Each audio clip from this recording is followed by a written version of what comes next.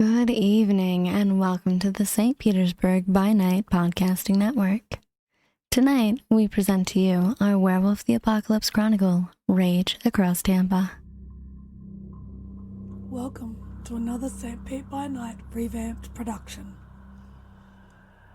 The following is rated for mature audiences and may contain graphic themes that will be distressing to some viewers.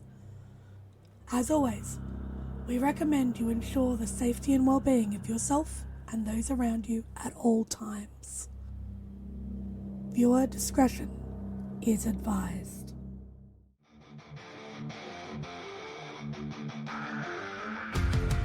In the heart of night, we rise from shadows. Howling at the moon, igniting our battles. Cleansing dire of an endless fight. Until our final days we will fight. Thanks, man, we stand united as one.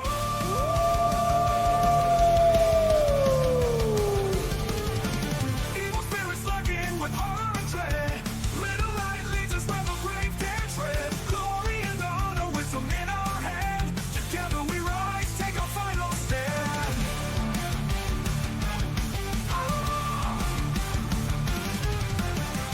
Everywhere we run, the wind is at our back. All the warm forces we will track. From the depths of the ocean to the clouds in the sky, vampires tremble as we learn to fight. Rage across Tampa, in this fight we'll stay. Evil spirits lurking with horror and dread. Little light leads us where the brave dare tread. Glory and honor, wisdom in our hand. Together we rise, take our final stand.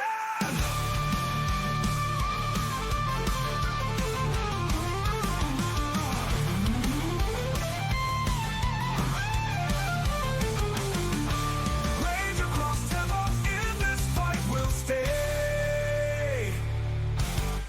Everywhere with the pack, let the night be our guide. In battles of honor, we shall never hide. Rock will never hide.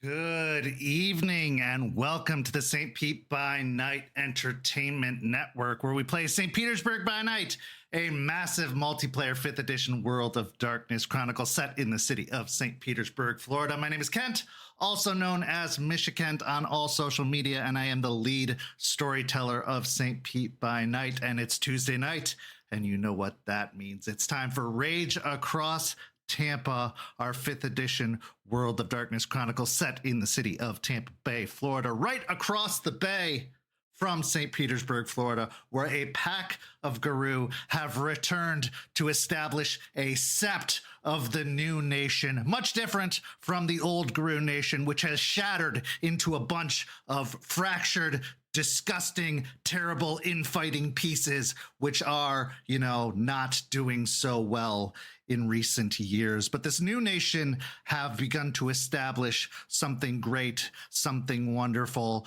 but something that, of course, has its own problems as it is trying to figure out and find a way to rebuild, to fight back against the worm. But of course, the worm, it comes in many shapes and sizes, and one of those shapes and sizes is literally sprouting and growing from the ground as evil emanates from Piney Point, Florida, in the form of plants, strange new plants that have been coming in the form of seeds and fertilizer that are being distributed from a factory, from this strange hidden organization, a small offshoot of Pentex that has decided a new strategy to spread their dastardly deeds.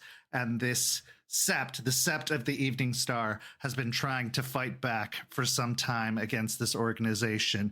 And they have been finding it a little bit more difficult than they had first thought.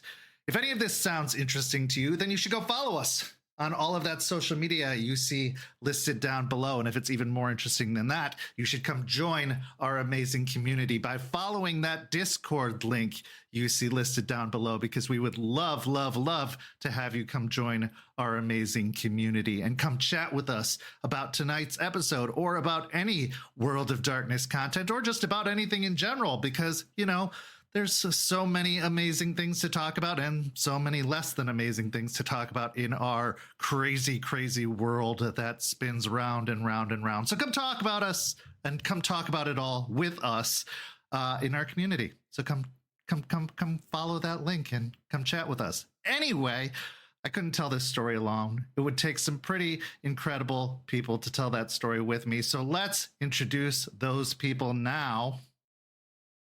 Players, say hello and introduce yourselves, if you please. Hi, everybody. I'm Champagne, Bing Pot. It's catching on. Whatever you want to call me. And I will be playing Aspen Weiss, Philodox of the Silverfangs. Hi, everybody. I'm Noree, and I'll be playing Malicious Jester, the Galliard of the Black Furies. Hi everybody, I'm Walks, and I will be playing Lucas Shaw, Ragabash of the Shadow Lords, and you'll find no Shane Garou in this pack. Hey everybody, I'm Preston. I play Jason, Dreams-In-Decay, Thorne, Theurge of the Bonar. Pot is indeed catching on. Yes, it is. So, as we said, the pack has been, the Sept, in fact, has been trying to combat this ever-growing threat, but they can't forget the threats of the past, as we found out last week, as Jester and Charles went to investigate the apartment complex that they had previously discovered, as you had been investigating the high-quality builders sites several weeks ago. The place where you had found these plants had been growing, where they had been, you know, using the fertilizer. You went to look into these locations where you believed they had been planting some of these plants. You found these bushes that had been lined with silver. So you went to follow up on this location, and Jester and Charles went to, you know, follow up on some information that the other pack, the Hell Hounds, had discovered. And in doing so, you found that the apartment complex had developed even further.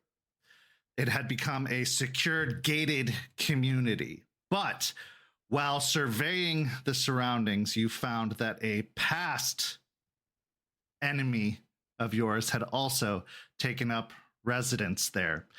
Edward Bateman, the new Ventru Prince of Tampa, could be seen living, or at least taking residence or doing business within the apartment complex. And in tow, he had Mia, a past friend and associate of Jester's, alongside him. Now, this almost sent Jester into a rage, who wanted to chase down Bateman and deal with the problem then and there, but upon Charles's warning, decided not to. Now, they followed Bateman and Mia, who had an armed escort that took them to the Tampa airport, which was merely less than a mile away, where they went to a private hangar, and Charles and Jester decided not to follow.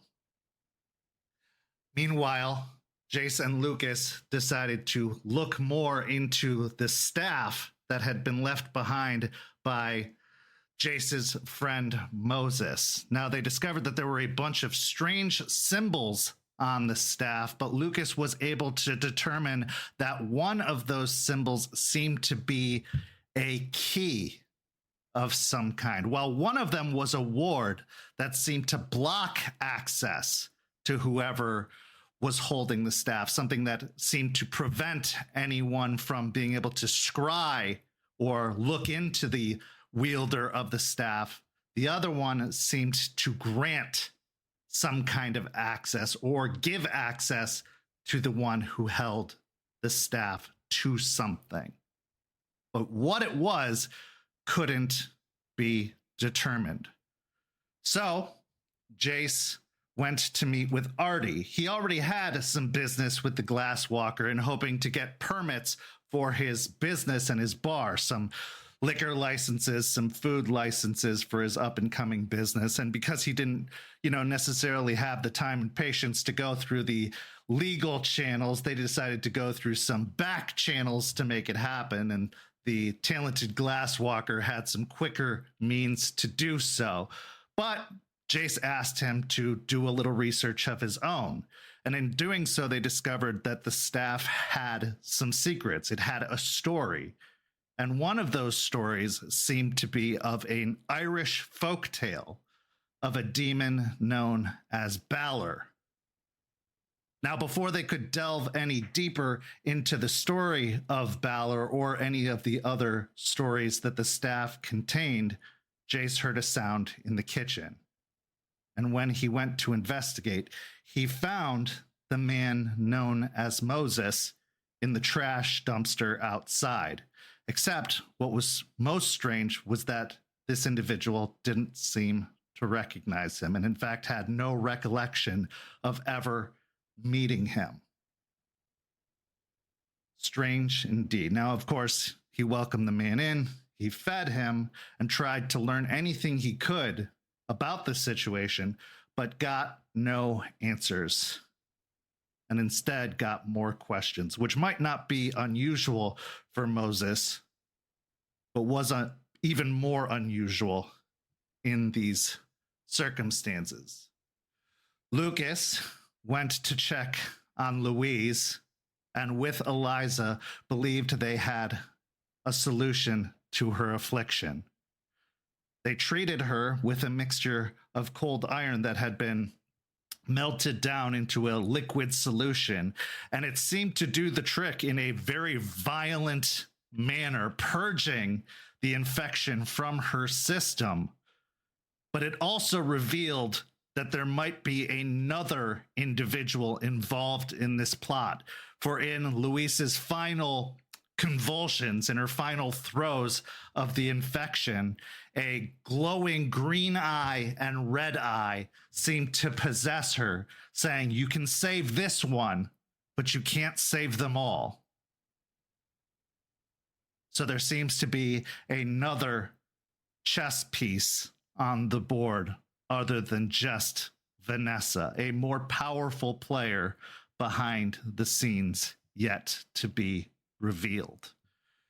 And then Aspen went to meet with Anna Pelfrey, the Ghost Council Galliard, who has been her law partner, to talk about potentially hiring some help in the form of Delphine Ruinspeaker from the Hell Hounds, but also to inquire about potentially getting some cold iron from the Sept of Jupiter. Anna said she would reach out and see what help she could get, but she also cautioned that bringing on someone like Delphine meant also bringing on the liabilities that came with bringing on someone like Delphine, bringing on the risks of someone like Delphine. But she said she would do what she could and that she was always at the service of the Sept whenever she could be. And then she and Jester, Aspen and Jester, met to reconnect. Jester talking about how Juniper was her sister, which she learned from Artie in that very meeting, as well as learning that she had discovered Bateman was taking up residence at the apartments. And now we start our story tonight with a phone call as Aspen attempts to reach out to the Hell Hounds' original Sept in Hell, Michigan, and to the Sept leader known as Red. Aspen. After talking to Matthias, you had learned that he had made several attempts to contact the individual known as Red. Red being a Black Fury Arun, the Sept leader of the Sept up in Hell. Apparently, Red had been very short in his communications with Matthias, and that he had not really been very communicative since sending down the Hell Hounds. In fact, he had not been very helpful at all and had not really inquired with Matthias since. So, in an attempt to establish communication, in an attempt to find out any information and potentially to try and get some help with this plant problem, and maybe to even get some answers as to the ill training behind the Hellhounds, you asked Matthias for the phone number for Red and for the Sept up in Hell, and you attempt to reach out. What's going through your mind as you prepare to make this phone call? Mostly trying her best to not offend in any way, because she doesn't want to start on a bad foot, but also knowing the Hellhounds, there is a lot of questions behind that. But to a bigger perspective, needing to reach out as Sept leader to other Septs and make those connections and have connections more than what Artie has already started facilitating. Okay. So as you look at the text message you received from Matthias with the phone number, you eventually tap on the phone number and it brings it up on your contact. You dial the phone. It rings a few times before it picks up. Hell Saloon, this is Red. Hello, Red. This is Aspen Weiss from Tampa.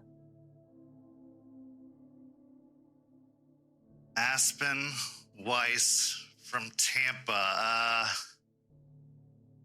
Hang on a second. You hear the noise. You hear the noise of a crowded bar in the background as the phone is set down, and then after a moment, it sounds like it's put on hold. After several minutes, it's picked up. Aspen Weiss. I was wondering when I was going to get this phone call. Figured it was about time.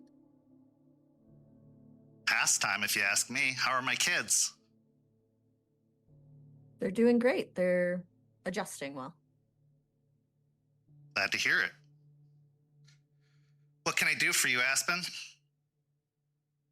Well, I wanted to officially reach out from my side and properly have a conversation with you, especially since we have similar struggles in a lot of ways.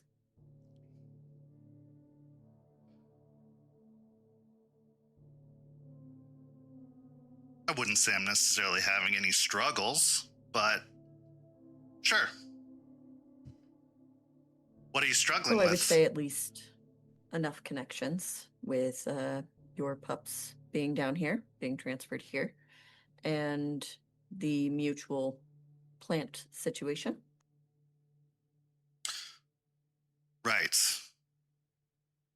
My pups assisting there, as they were asked to be reinforcements, asked to help.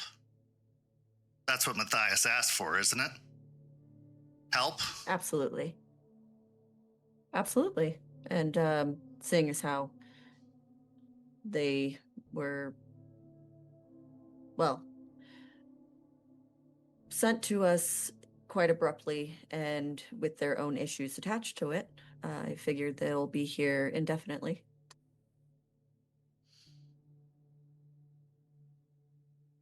Well, beggars can't be choosers, Aspen, and I can only afford to give what I can afford to give. Absolutely. And I 100% appreciate the help sent our way. And they've adjusted well and they're learning a lot here. And I think they'll be great assets, as well as them finding their own roots here and thriving. And Stakes is keeping an eye on them, helping out as well. We miss her, as well as we miss all of them, of course. Stakes is doing great down here, helping us with the situations at hand, making sure she has an eye on the rest of them. And she's been quite helpful since she's been down here. Glad to hear it.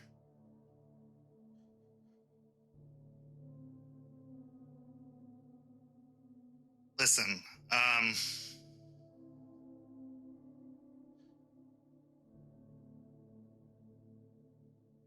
forgive me. I know I'm coming off a little bit bristly. I haven't had dealings with the nation proper in a while. And I know you guys are starting something new. I heard the whole sales pitch from Matthias, and I know you're his protege. So let's start over fresh. Hi, I'm Red. Black Fury. I came into this all piss and vinegar. That's not usually my style. But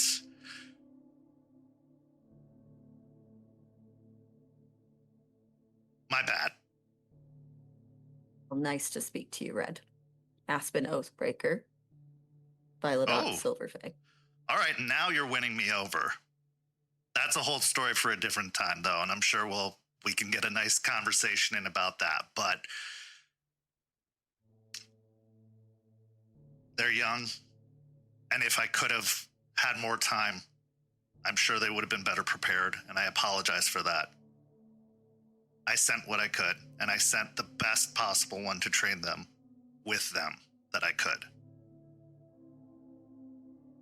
I want you to know that it wasn't meant as an offense, first off. It wasn't. They needed what you could provide, and I couldn't provide it here. So I want you to know that I wasn't trying to cause a problem. I was trying to give what I could, because Matthias talked a good game, but I was skeptical. And I appreciate you calling, and I appreciate your honesty so far, but I'm also still skeptical. You have to know that. But I'm going to give you, yes. I first off very much appreciate what you have done for us. Not a lot of other parts of the nation have done the same for us. So I absolutely appreciate everything you've done. And although they aren't formally educated, they're quick learners and they are thriving here. They're doing well. And we appreciate any outreach to us. We appreciate it a lot. And I know, again, we have similar struggles. And I think if we can keep a line of communication open, we can understand each other better. They're good kids. A couple of them are troublemakers. I know that much. And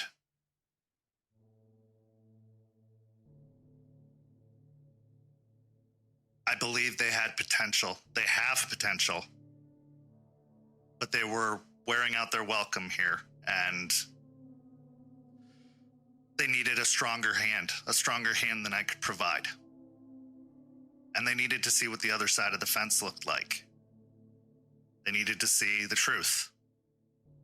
And we didn't have that here. We've been out of the game too long, to be completely honest. And other places probably would have killed them by now. But what Matthias was preaching, maybe they would have survived. And truth be told, it was a test for you guys too, to see if you practiced what you preached. And from what I've heard so far, you do. So I gotta say, Miss Oathbreaker, I'm impressed. And if it's true, and it continues to be true, then you have my support. You're taking care of my kids. and that means a lot to me. Loyalty means a lot to me. Honesty means a lot to me.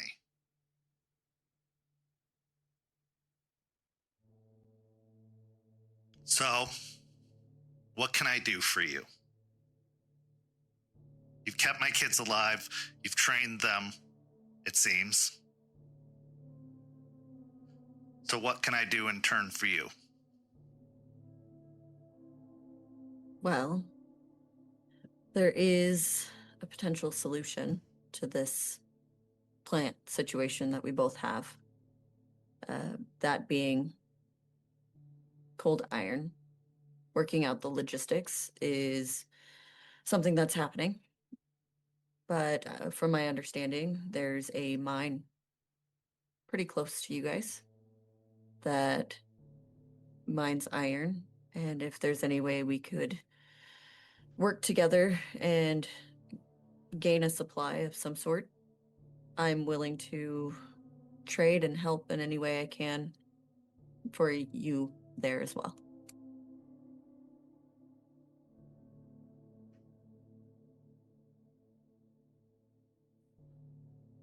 You hear the rustling of some papers on the other side, as if the phone's kind of being shifted onto his shoulder, and then you hear the tapping of some keys on a computer before there's a inhale. Okay. Yeah, I see what you're talking about here.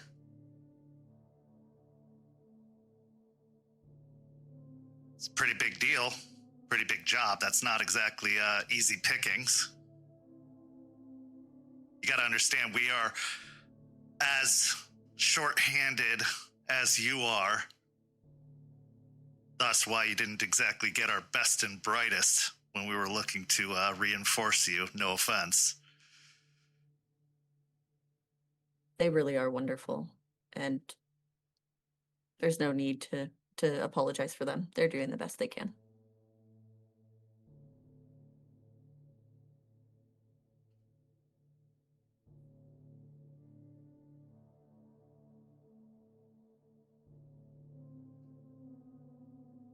But to the point of the big project, what can I do to ease this? What can I do to help in any way so we can both work together to eradicate these plants?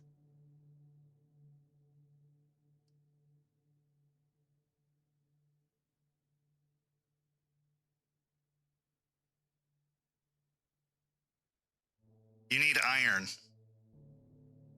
And I'm guessing you need it straight from the ground, it sounds like. It's going to be really difficult to get something pure. Yeah. I can try to take the mine. It's probably controlled, obviously, by, well, our not-so-friendly corporate overlords. But it's nothing we haven't tried to deal with before, so we can take a shot at it.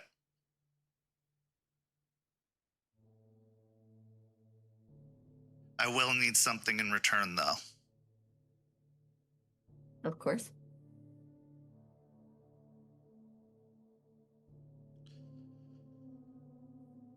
One of the reasons we had problems, one of the reasons that the kids had to get sent down instead of better reinforcements was two of them didn't quite gel with the leadership up here. And they didn't want to be separated. So we had to send them down as a group. The two of them that didn't quite gel, well, they were spouting some pretty insane theories about Fenris. Started accusing one of our elders about I don't know, cultish behavior.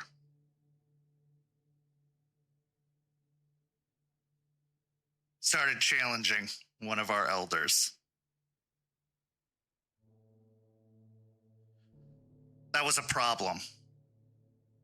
And it's a problem that hasn't been necessarily properly dealt with. Now I need to know that that theory has been dealt with and dispersed. So, I will send you the iron. I'll get you the mine. But in exchange, I want Delphine. For what exactly?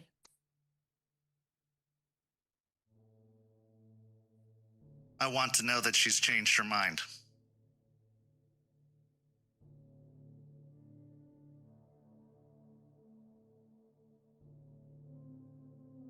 You want her up there or a phone call? What would you prefer? Yeah, I wanna talk to her to see that she has reformed. And if she hasn't?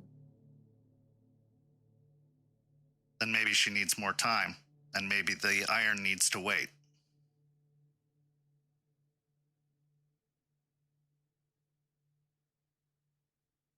I understand where you're coming from. I do. But I don't understand as far as trade goes. I can't control what Delphine thinks or feels, nor would I want to. And as a pup, it shouldn't be such a large thing for all of you up there. She's already been shamed. She's already been sent away. I don't see why it would be I don't understand why it would be pushed further from that.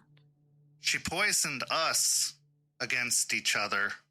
I want to make sure she's not poisoning you against us. Well, she tried. I believe we're having a conversation now. If you were poisoned against us, there would be no phone call to begin with. We're having a conversation because you need something, Aspen. You didn't have a conversation with us until now.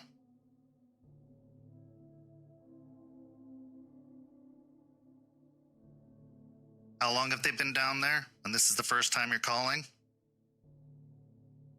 I'm sure there's something more pressing that you would all need up there than Delphine to say that she lied.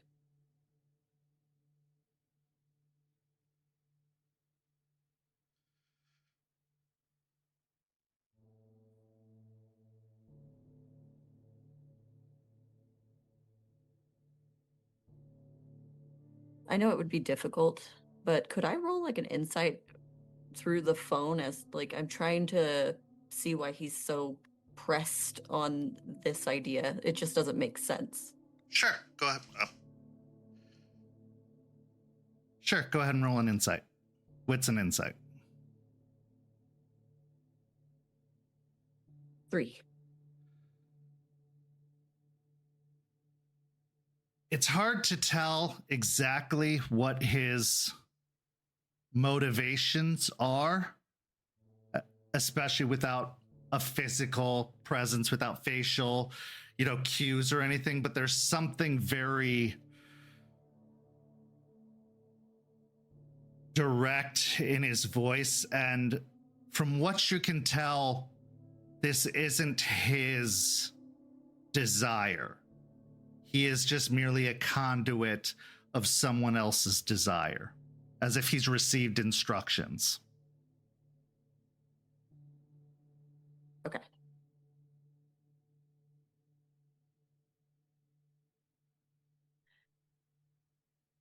Red, I apologize if I'm overstepping, but you are Sept leader there, correct?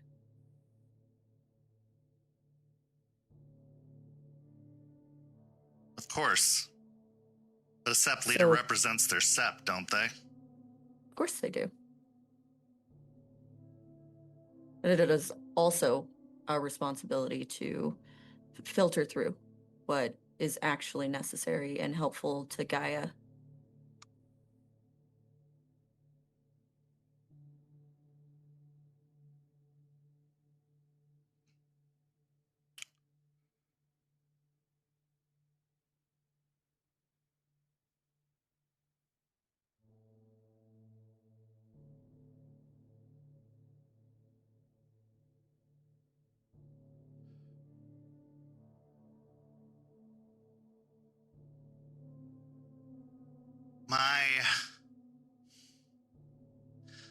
Let's just say the offended party wasn't pleased with the decision that was made. But it was the decision that was made, correct? You shamed them and exiled them. That was a decision that was made.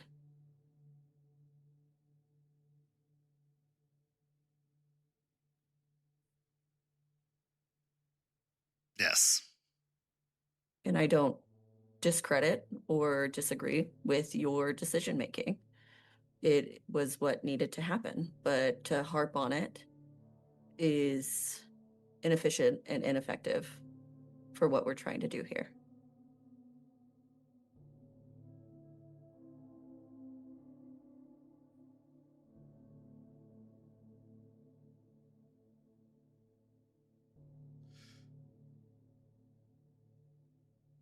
Fair enough.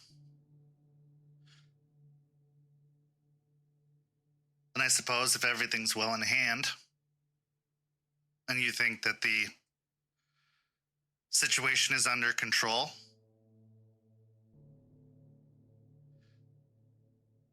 then you'll have no need for stakes anymore, and you can send her home.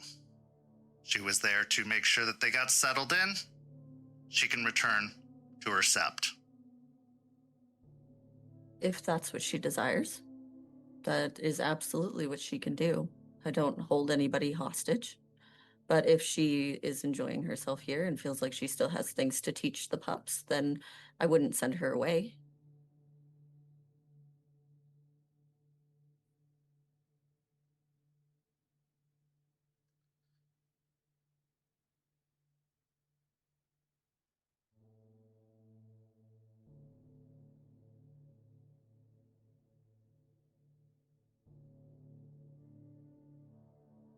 All right? Let Stakes know we'd like her to come home. I'll send your iron as soon as we acquire it. I'll have a conversation with Stakes, absolutely. And if she chooses not to come home, are we still okay with the exchange, or do we need to renegotiate the terms?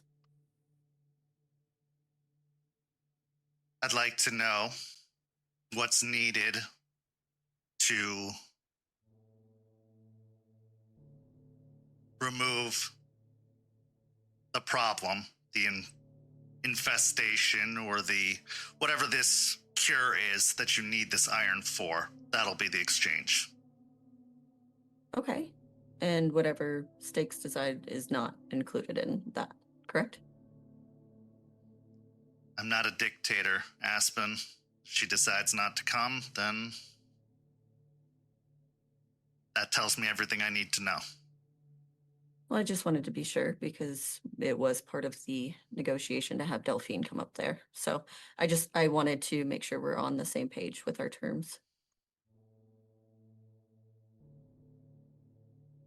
We're on the same page. You want the iron, I need to know what it's for. Perfect. Once we get the eradication figured out, we will send things up there to help you all as well. Sounds great. Also, Red, I'm not your enemy.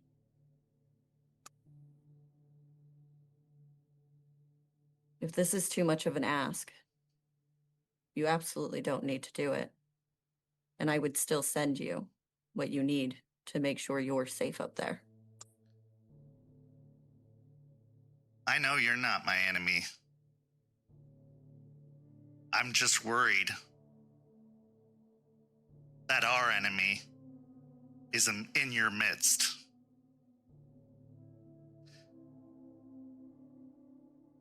My Sept is my responsibility. And when I say I'm not your enemy, my Sept is not your enemy. And that includes the ones that came here to help. Of course. Have a wonderful day, Red. Good luck, Aspen.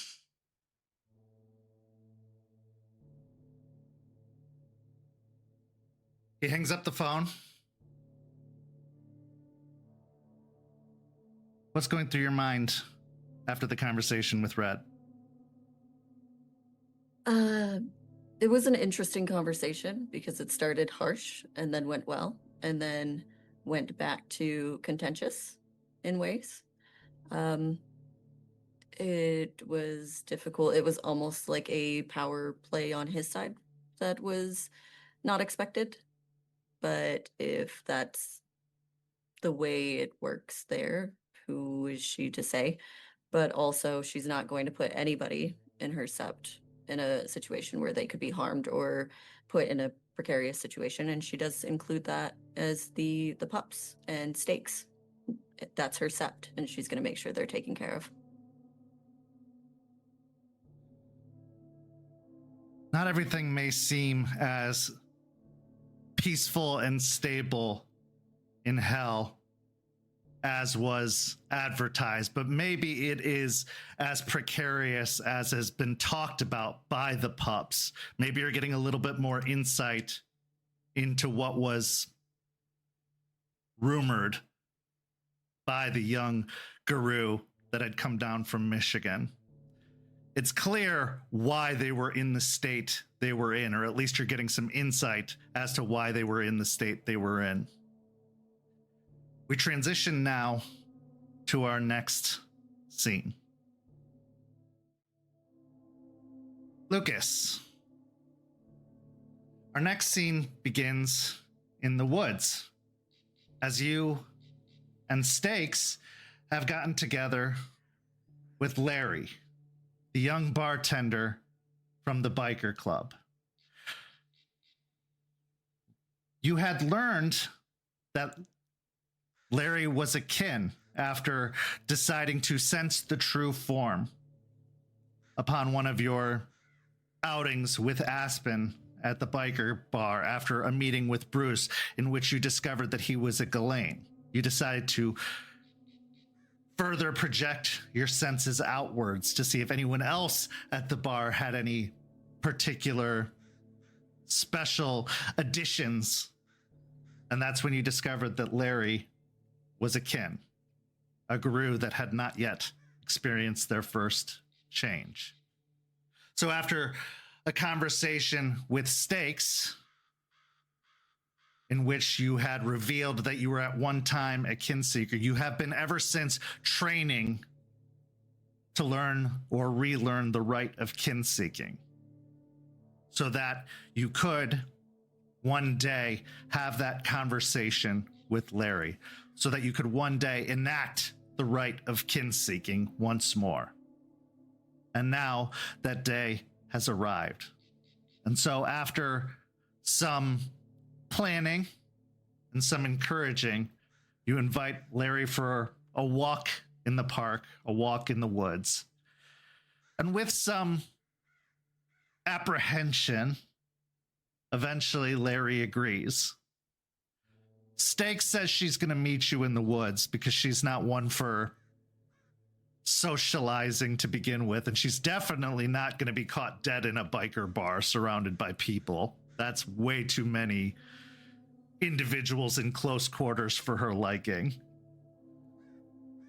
So you head out to the woods, both you and Larry riding your motorcycles, eventually parking alongside the road before heading out on foot into the woods. Larry nervously asking, "So, we going hiking or something? You being Ranger Rick? What's this all about? Do we need to hide a dead body? Because this will be a first for me." Think of it this would be a good place for that. That's neither here nor there. No. How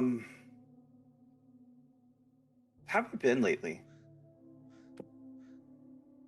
Fine. I mean, You feeling? busy at the bar, and I've been talking to somebody. They've been dropping by the bar every now and then. I don't know. There might be something there. It might be nothing, but we'll see. Larry, you dog. I don't know. It's interesting. interesting is better than boring. So hold All on to set. that. You've been good though lately. Nothing weird. I mean, weird is weird's always kind of a thing lately. Bruce has been acting a little bit different in the recent weeks, and I mean, the goings on around town have been odd. He's been telling me to keep an eye out for certain things and having the boys watch certain areas, asking them to leave notes for me and passing stuff back and forth. But I don't know, it's nice to see us being a little more active lately, but what's going on, Lucas? All right. Two things are going to be really important in the next month or so. Okay? Two things. Maybe more months. Who knows? There's no timeline on this, so we'll get to that. But one, we're going to have some of the most uncomfortable conversations you've had up to date in your life, period. Some of the weirdest shit you've ever heard, you're going to have to listen to. I've already had the sex talk, Lucas. That's good, especially because you have a girlfriend. That's important. I'm glad you had that talk. Whoa, no labels yet, all right? We've literally okay. just talked about books. Okay. Books, huh? Okay, all right. I know some other people that like books. I'll have to... Anyway,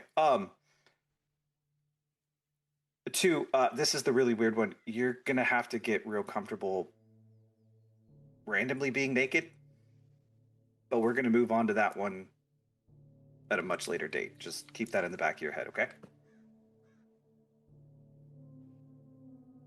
Oh, okay. I'm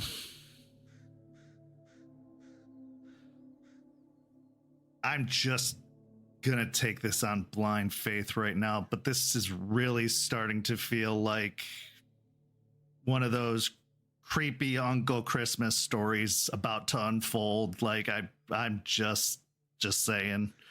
Yeah, out in the woods, Yep. getting weird. Yeah, stuff they, like a Lifetime movie stuff. Thanksgiving that's about to go wrong. Yeah. Yeah, I get it.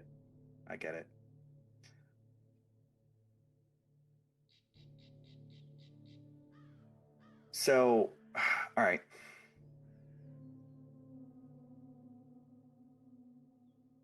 Weird stuff's going on in the club. Bruce is acting strange. I'm sure you've seen me running around with people that don't make any sense that I should associate with, right?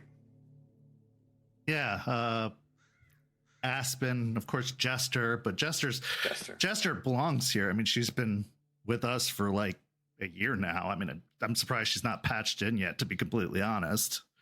Jester's good people. And yeah, I mean, did you ever think about why somebody like Ryder would have attached so quickly to someone like Jester? Not that that's a bad thing. I'm just saying that just seems like two very different people. Well, I guess that was kind of always the deal with Ryder. We were always told you don't ask questions about Ryder's business. That's fair. That was rule number one after Ryder started hanging around. I mean, at least that's what I was told. And then when he became president, it was law at that point. I never met him, but I did get to know him in a way. Okay. Man, it's been a while since I did this. All right, so nothing weird's going on. You haven't woken up any weird places? No, I mean, sometimes after closing, I'll dip into the, stock a little bit, but I wake up at work still. Okay.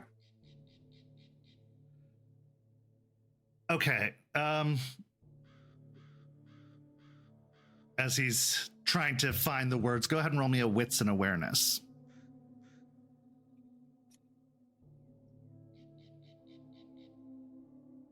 Bridge 1. Yeah.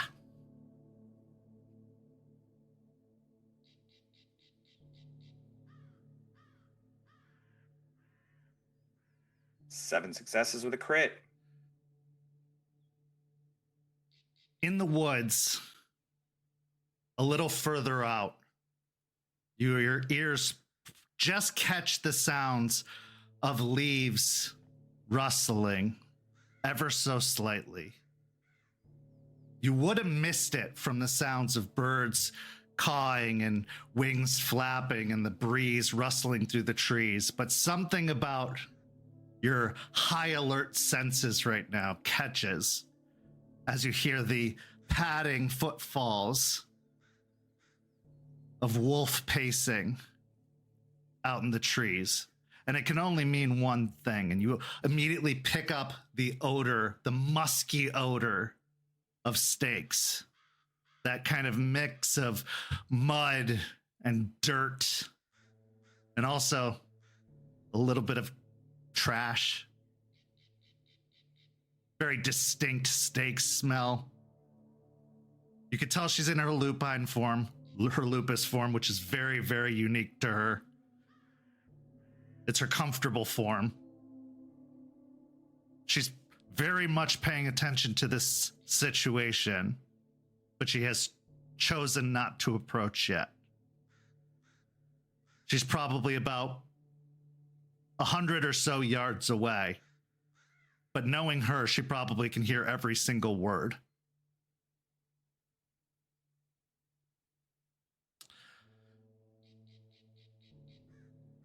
I'm guessing, Larry says, this is the I finally need to know talk. Because it was always one of those, you'll know if you need to know. And I didn't need to know. I was a kid, and then I was a bartender and a prospect. And to be honest, I thought Bruce would be the one to tell me, but you and Bruce have gotten close. And even though you're wearing the prospect colors, you've never been really just a prospect. And that's fine. I get it. And I'm not jealous. I want you to know that. You're different. Just like the others are different.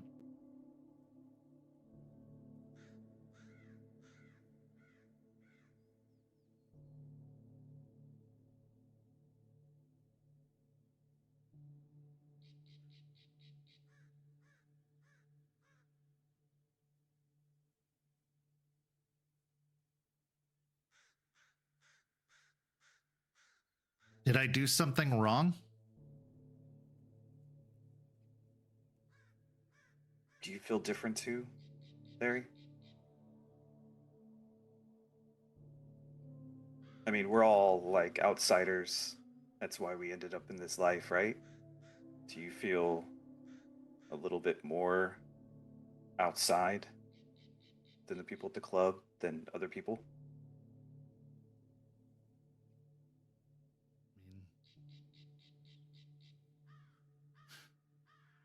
Don't we? Is it hard? I mean, it's hard to tell if you feel different, if you've always felt the way you've felt, isn't it? That's fair. Do you get angry quick? And I'm not talking about like, oh, that asshole left me a $1 tip. I mean like really like a deep, deep anger at just things. The state of the world or a certain person.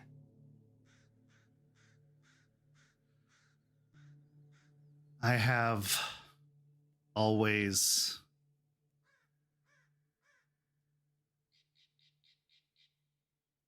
I guess I think that the things that have made me angriest is watching bad things happen to good people. Watching people get taken advantage of, watching people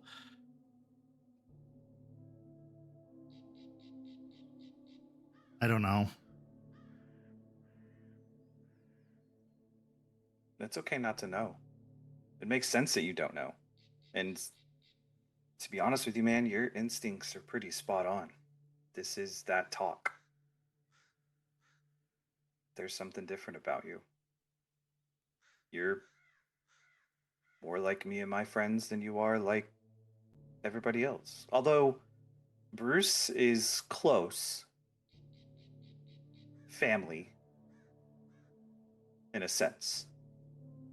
Which is one of the reasons why me and him talk a lot. He knows. And I think where we're going right now, it's an important place you need to see because someday you're going to know everything.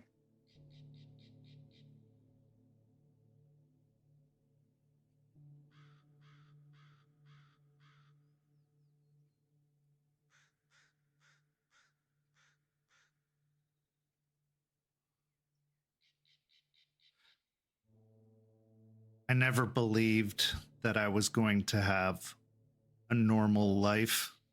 I never had a normal life. I mean, you grow up the kid of a biker. You don't really have a normal life to begin with. Yeah.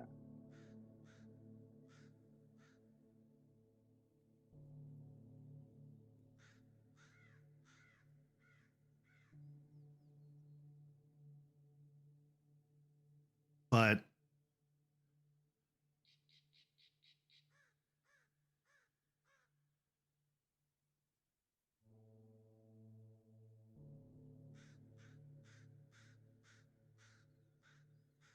okay, what does okay. He starts to pace a little bit.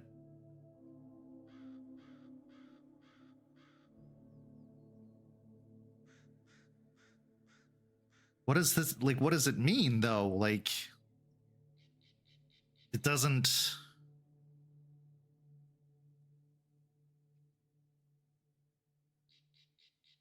Like,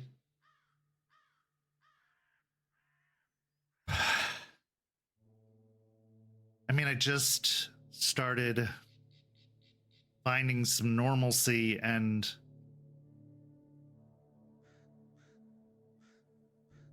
how do you have any normalcy if things are about to become different again or more different?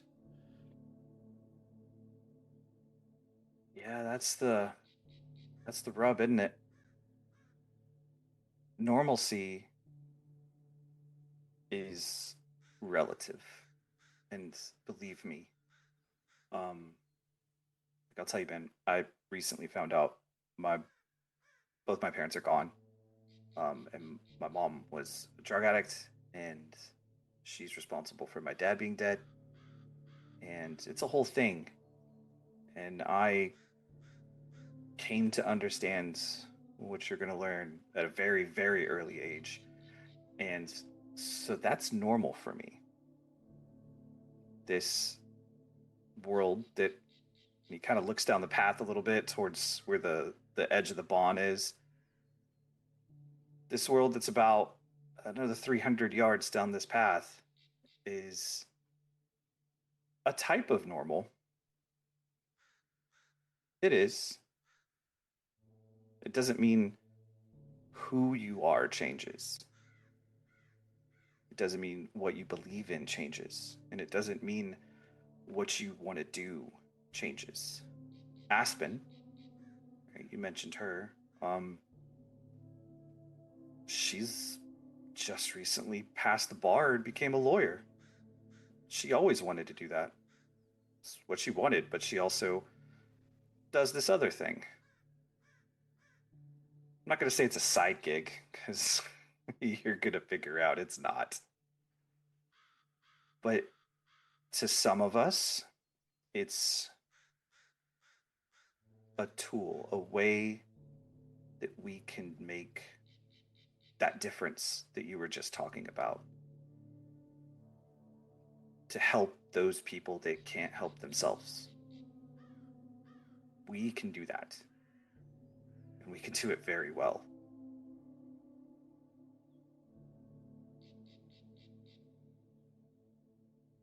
Okay. That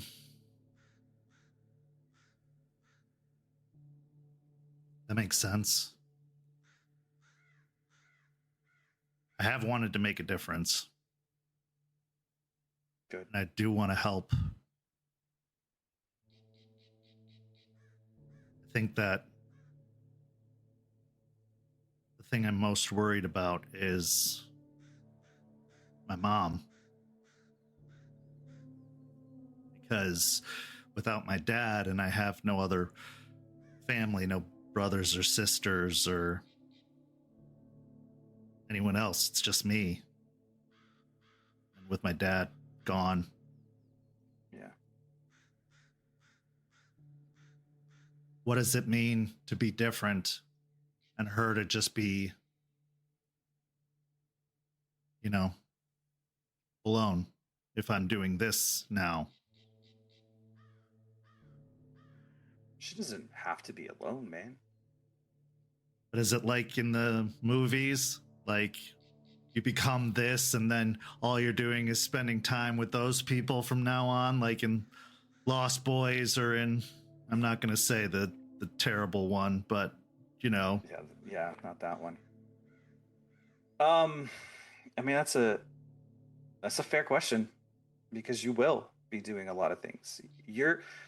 Let's rewind this a little bit, and he'll take off one of the moonstone bracelets that he keeps on, and he'll reach over and slide it onto his wrist. That's just in case, because we're getting close. We'll go over that later. You're gonna be really lucky, and your mom's gonna be really lucky. And I know that's hard to see right now, and it was really, really hard for me to see for a long time.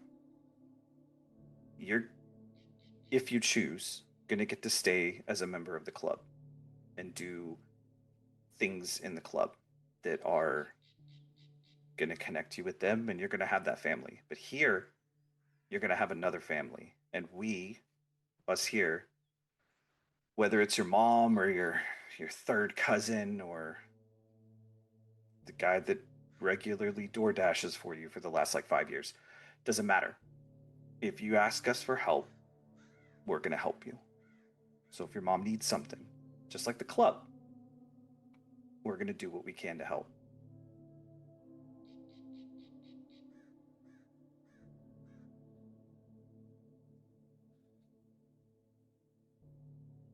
Do you change?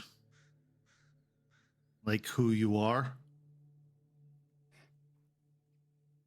Who I am is a really complicated question right now. I'm kind of got this like existential crisis thing going on right now. It's complicated, but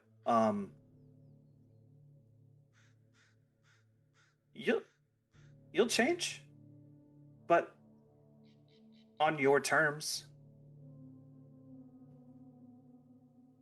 I mean, you choose your own adventure here. I mean, there's certain things we have to do because it's safe. We have to bring you here, and we have to teach you how to do what you're going to do safely. And then you'll know we're here.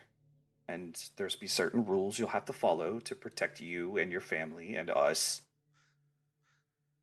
But if you just look at us and say, I got this, I just want to go be in the club and that's it, then that's it. We'll keep an eye on you. I'll be around because I'm pulling the double duty, because the club's important to us. You guys are all important to us, but it'd be nice to have somebody there as backup. I mean, I'm not going to quit the club. That's how I honor Dad. Yeah.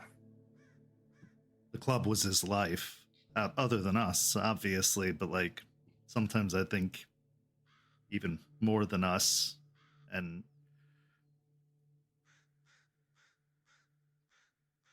keeps him close. still. So I'm not going to quit that no matter what. That was my family before whatever this is. No offense. No, good. I'm actually really happy to hear you say that. Like I said, you get to change as much as you want to change. I'm not kidnapping you here today. Anything, that's what I was worried most about this talk, was that I would lose that. Oh, man. Nah.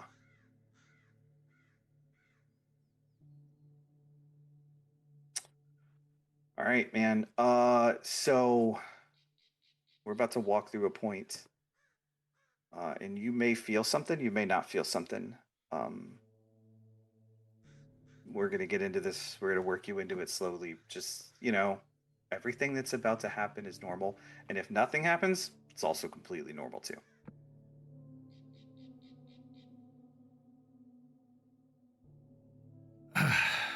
Is there... What if... Is there a way to say no?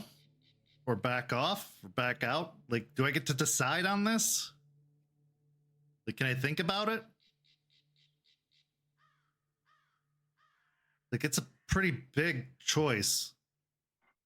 Like, to answer in short phrase, no. It's who you are. It's part of what you are from now on. And if you don't learn to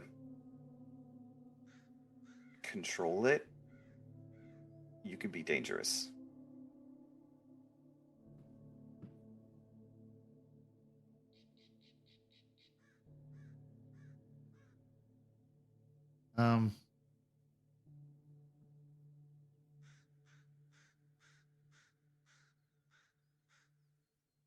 You see him start to like his hands start to shake a little bit. You know, can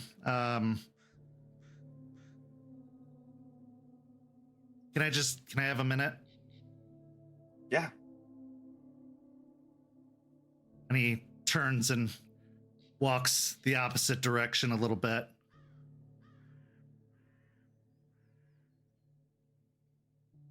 He paces back and forth. Starts looking up at the trees and then down at the ground.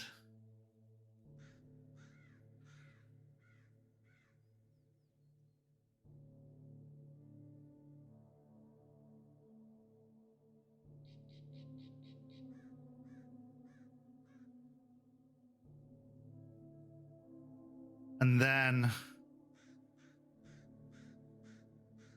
he starts running.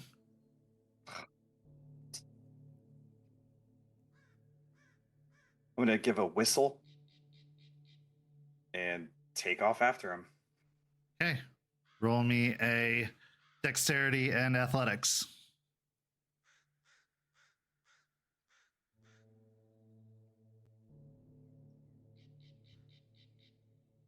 Three successes.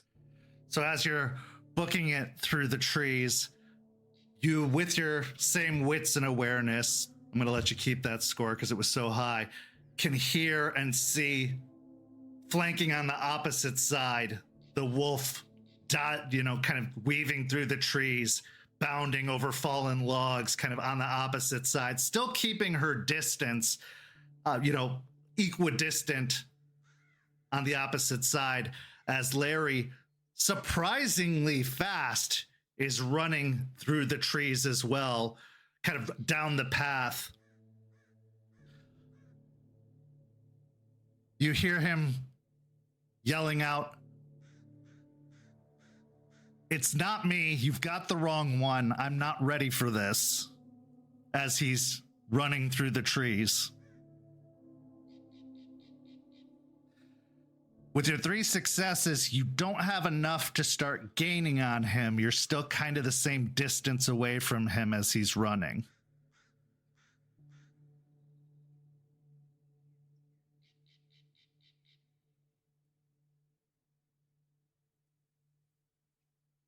I'll yell out, "Look, we don't have to go in. It's fine. We'll just keep talking."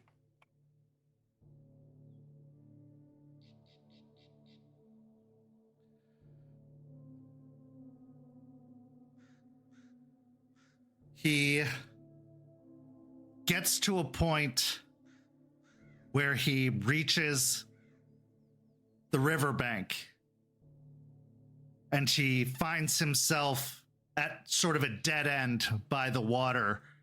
And he looks like he's about to try and jump into the river to keep running, but he stops at the river's edge and then turns around to face you. And he's got this slightly frightened, but also slightly manic look on his face. And he kind of holds out his hands almost defensively. And he says, "Wait, wait, wait." I'll stop a good distance away from him. Put my hands up too.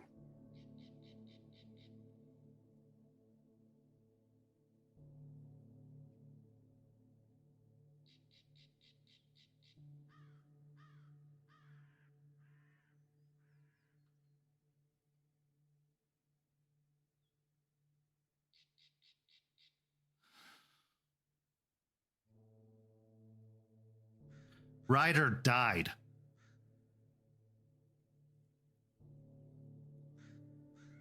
I can't die. I can't leave her alone.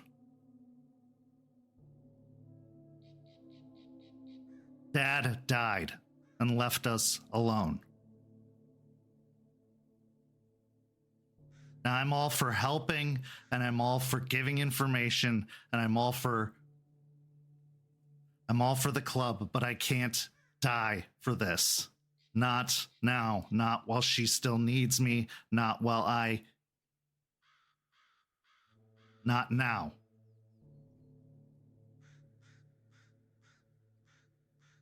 I'm all she has.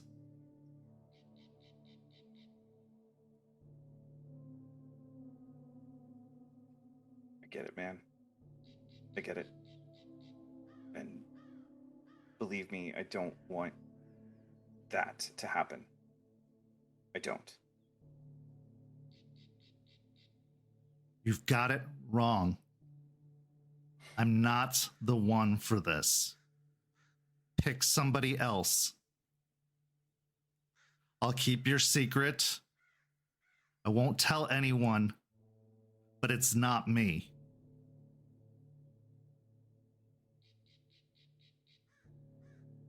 How close was your dad and Ryder?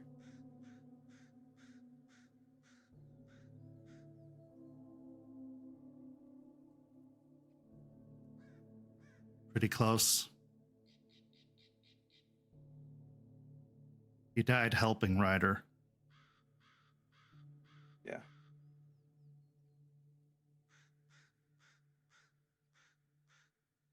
Ryder is like me. He's... recruiter is the worst word I could use. He's as a finder, a seeker. He smells things on people.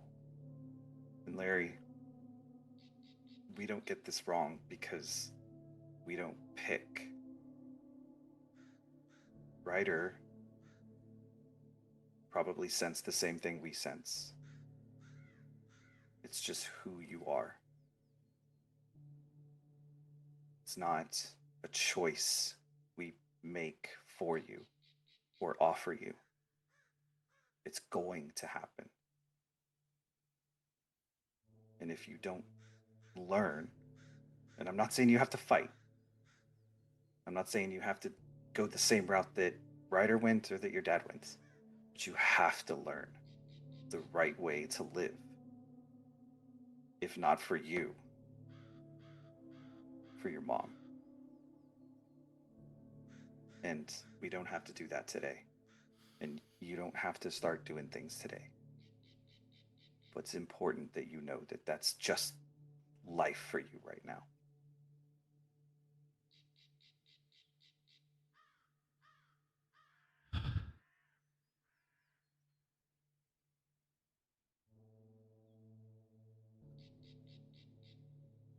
sucks. I know. All the rest of us went through the same thing. We were born into it. We didn't get to pick it. And some people still don't want it. And some people love it.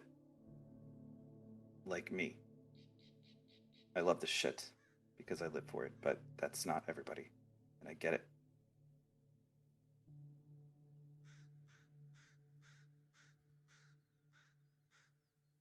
How long do I have? There's no way of knowing. You're at the right spot for it to happen. And you're going to feel it start to happen. Things are going to get rough around the edges for you. You're going to lose your temper a little bit more. You're going to feel your body start to not do things you want it to do. When that starts happening, that's when things could go bad, and we need to work this out before that happens. Teach you the right way to do it.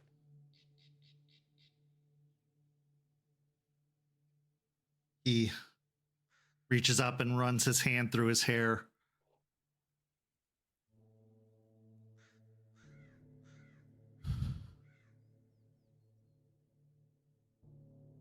Can I have some time? Can I just be alone for a little bit? Yeah. I'll be back at the bikes, man. Thanks. Yeah. If you can't find your way back, just yell. I'll hear you. I'll be fine. Thanks. I'll turn around and head back toward the bikes. As you are walking towards the bikes, eventually you hear those padding footfalls come up beside you, and those footfalls are replaced by footsteps. As you see the shaggy-haired young woman kind of fall into line next to you. This is going to be a rough one. Yeah, this one's got history, and I'm not great at this. I'm not good with people. This is a bad idea. She gives you a deadpan stare. Good with people doesn't come with the job.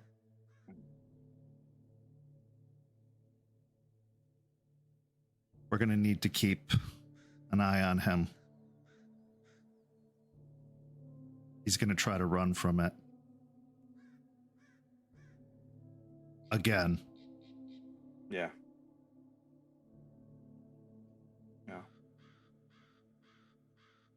He keeps that bracelet on. We'll be able to find him. Were you paying attention when we did the right? Yeah. We should do it before he goes too far. Yeah, that's not a bad idea.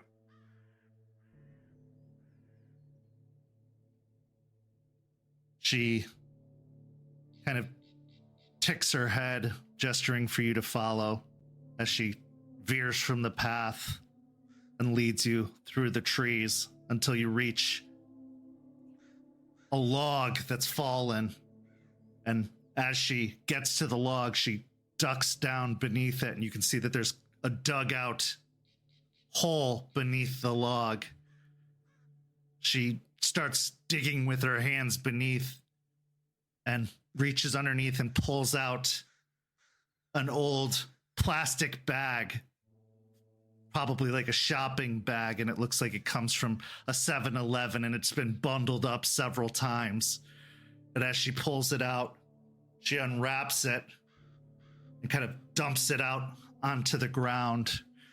And you can see there's a bunch of old dried up herbs, a box of matches, and an old coffee can.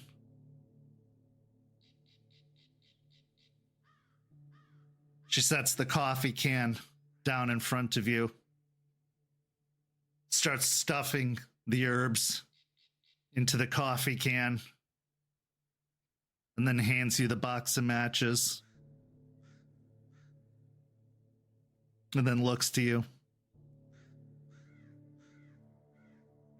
He'll take the matches in the can and he'll sit down on the log and take the matches and light them and then drop it into the can, kind of shaking it around to make sure it gets the collection of herbs. And as it starts to smoke up, he'll take off the other moonstone bracelet he has and he'll circle it around it several times, at the same time wafting the herbs into his face as he does the rite of kinseeking. Right. So, the rite of kinseeking requires a wisdom and investigation roll. Now, as you have stakes assisting, you can take an additional rage dice on the roll. We are too far outside the cairn, so no bonus.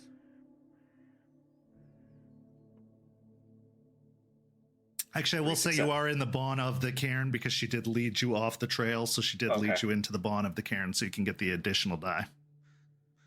Oh, good. 4 successes. Okay, with the 4 successes, as the smoke, which is very, very potent, enters into your senses, it almost stings your eyes, causing your eyes to like water and clench. The smell dulls out the odor of even Stakes, who has a very potent odor of, stale booze and dirt and musk. Even that goes away as it's replaced by this very heady herbal smell. And as you take in the herbal odor, almost burning your nostrils and burning your lungs, it's replaced by another smell. A smell of leather and a smell of rubber and maybe vodka or possibly cleaning solution. And as you follow that scent, it leads back in the direction of the river.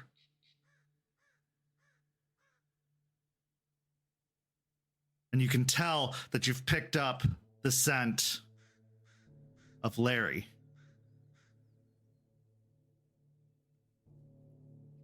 Stakes also breathes in the smoke, and her head looks in the direction, and as she follows your gaze, she nods her head, realizing that you've picked up the scent as well.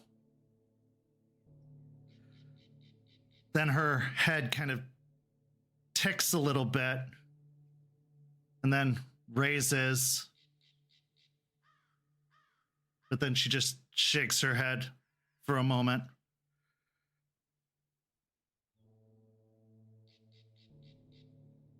You good?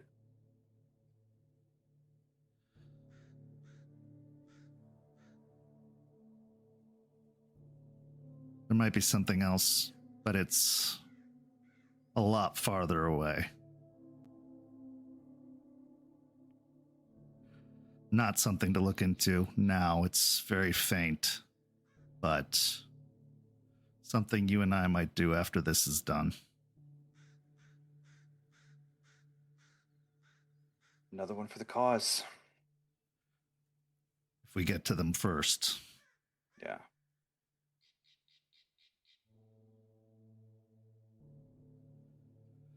Let's give him time. He's not ripe yet, but he's getting there. Yeah. I mean, I'm in a good position, luckily, to keep an eye on him, so. Assuming he doesn't go far. Yep. I'm gonna head off. Chasing makes me hungry. But All right. let me know if you need anything. Hey, thanks. She dumps out the can of the burning herbs, stomping out the remaining ashes and embers before putting the supplies back in the bag and stuffing it under the log, covering it with dirt again.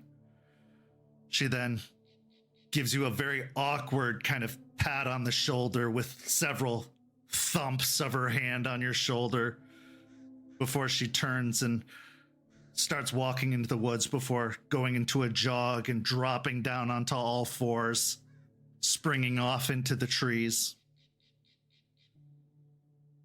What's going through your mind as you start heading for the bikes after this conversation with both Larry and Stakes?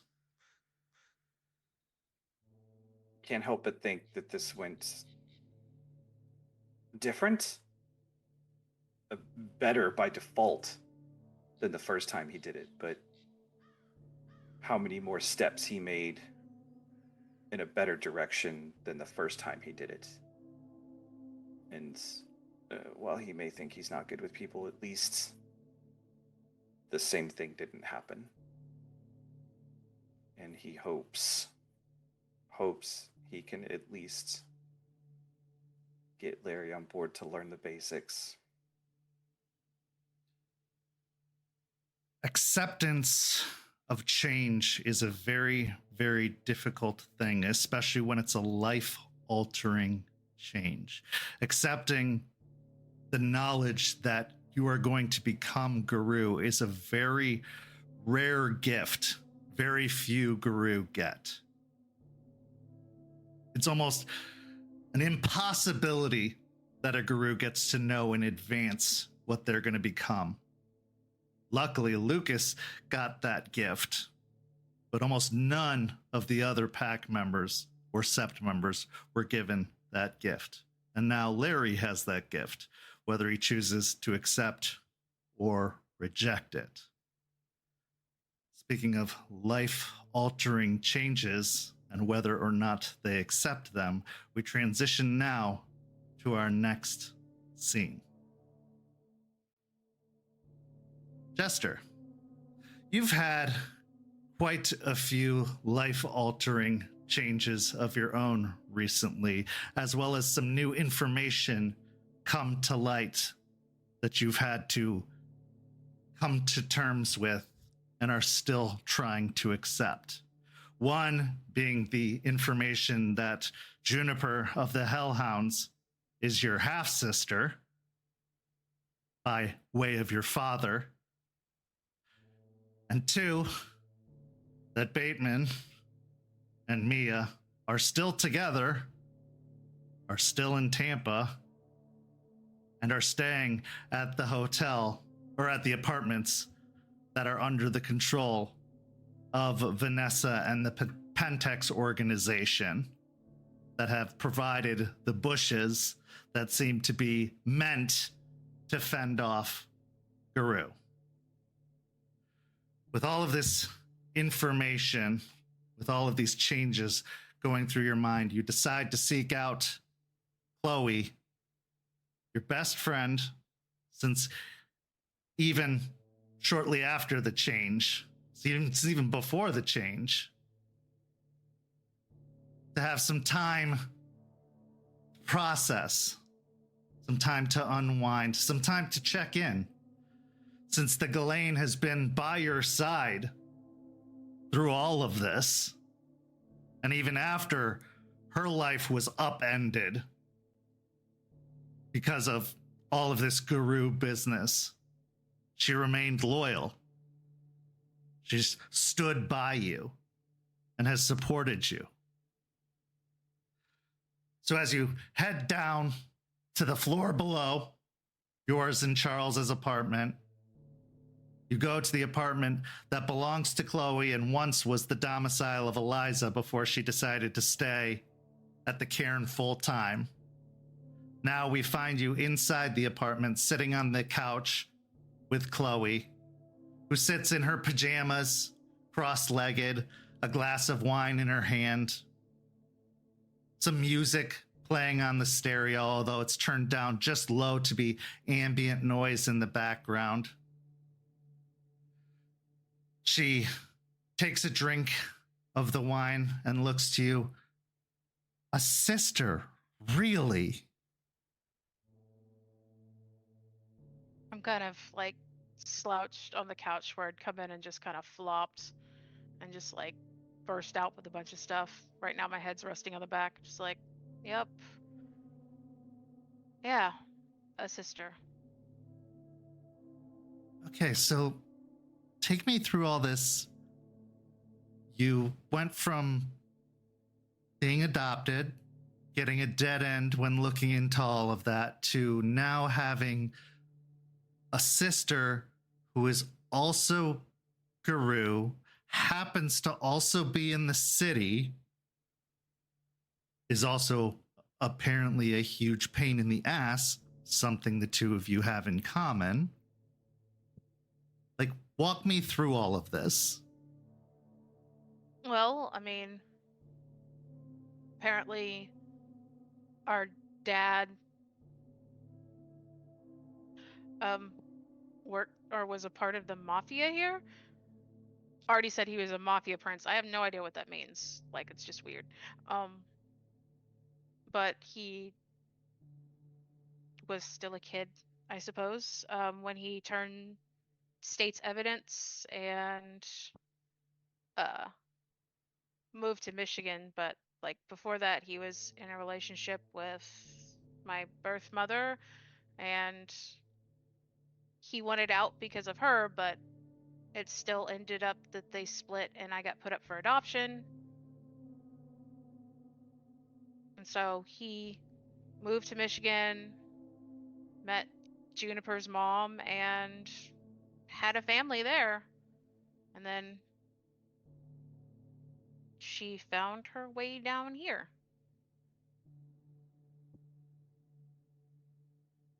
I'd say that's a crazy coincidence, but now I'm starting to wonder if there's even such a thing as coincidence anymore. Yeah, that's been wondering that a lot lately too. How do you feel about all of it? I mean, that's a lot. She grabs the bottle of wine off the coffee table and pours more of it into your glass. I'll sit up and take a long drink. I mean, so many things, honestly. I'm kind of happy that I still have family, I guess. I mean, but scared at the same time. What's there to be scared about? I mean, she's Garou like you. That means she's durable, to say the least. Yeah, but it's not really a safe life we live. What's a safe life anymore, Jess? I mean, knowing that all this stuff is out there, being ignorant to all of it is the least safe to be. At least when you know, you can look out for it. You know what to fight. You know what to avoid. And having the gifts that you have, if there's anything I've learned, that gives you a leg up, an advantage, and you can at least do something about it. Don't get me wrong, I'm so happy to be here and be what I am, but most of the time I just get to sit here and worry about you. Yeah. I know. It's just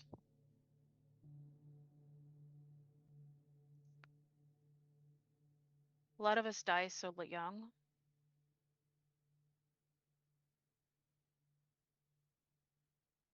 That like despite the gifts we have, the things we fight are just so overwhelming. Sometimes it seems like we don't have a chance. It goes back to what we said about Charles. Make the most of it then, while you have it. It's no different than being human. It could go away at any moment. Forever is promised to no one. the end comes for everybody. Death is a given. So whether know. it comes today or tomorrow or 60 years from now, it's going to happen. So make the most of now. Be grateful you at least have the opportunity to have it. I know. And I am trying. We've met up a couple times just to hang out and learn about each other. And it's been pretty chill, pretty cool.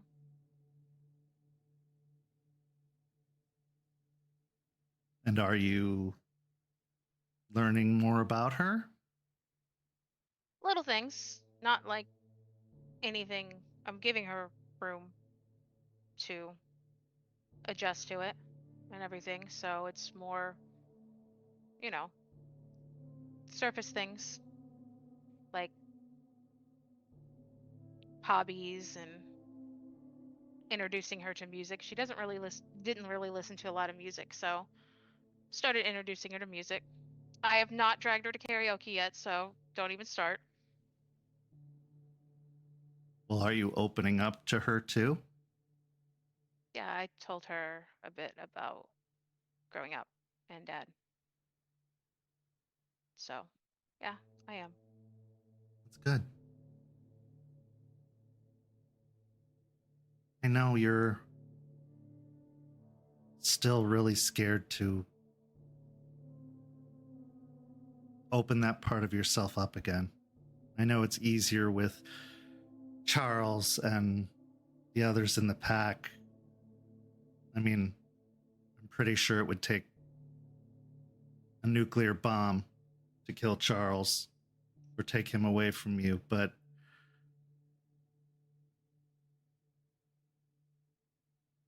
it's okay to take a chance. I know everything that happened with the group still stings. And yeah, I still think about them too. But we didn't know. We didn't know. And you didn't really know either. You were still figuring it out too. Nobody blames you, Jess. And even if we did know, we still would have done it.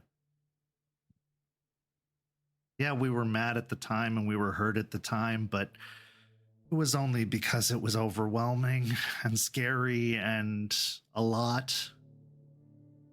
But we still would have done it because it was the right thing to do.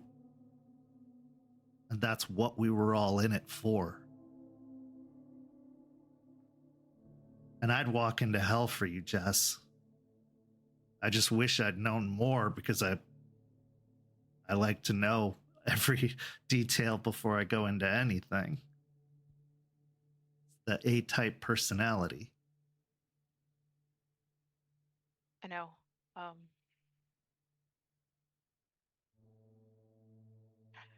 I hated not coming for you so much. I hated having to wait and hide, but if he'd gotten to me, he would have gotten the rest of the pack. Get it? I get it. It's over now. I'm safe. I'm fine.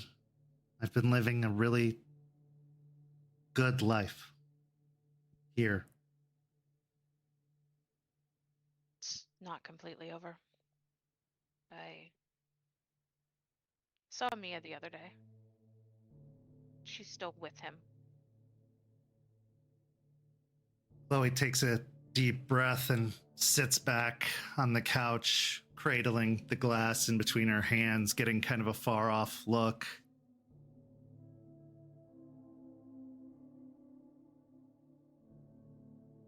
Oh. What was that like?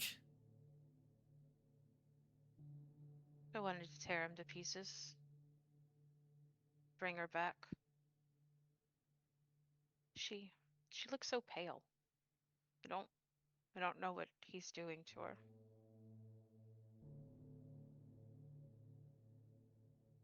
Do you think she's one of them now?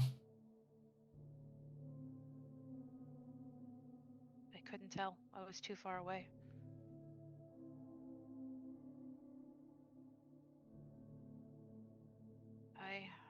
I don't know if she's just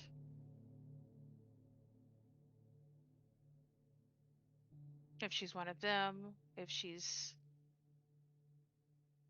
a thrall like Leon was, or if she's just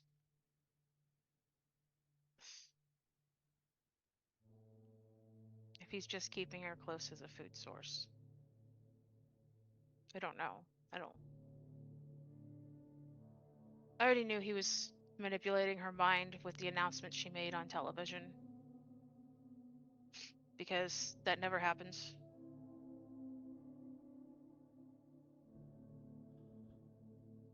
I don't know how far it goes though, and I worry that the longer he's with her, the less chance I have of being able to help her or get her help.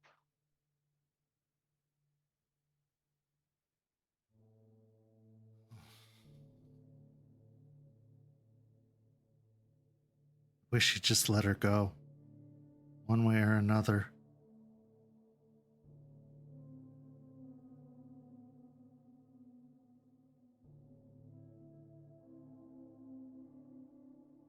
That's not what they do, is it?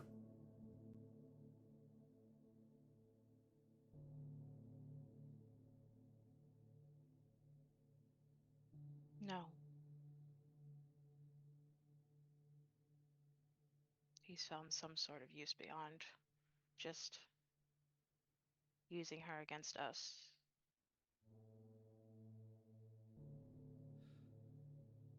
Jess, she's not Mia anymore. You have to know that. Whatever she is, whatever's happening to her, she's not Mia anymore. Not after all this.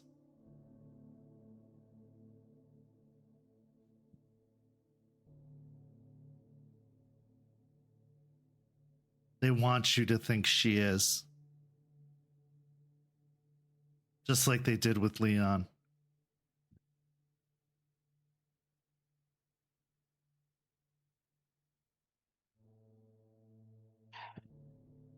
It's been longer. She's been with him longer than Leon was, so I think I know that. Hate it.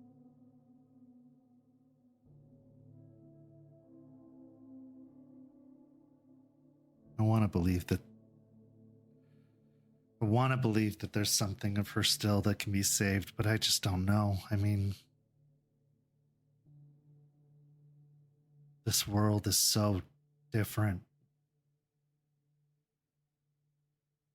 I used to think that there was good in everyone.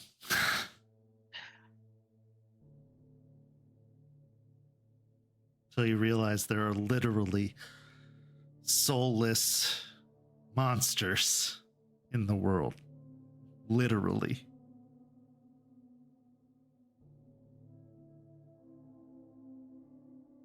Yeah.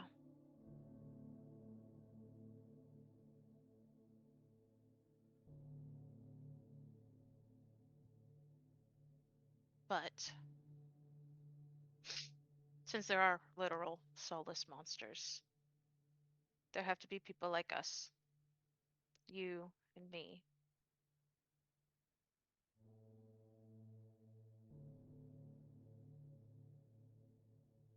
Well, speaking of that, I have some news. Ooh. News. I like that. Is it good news? Kind of. I met somebody. You met somebody.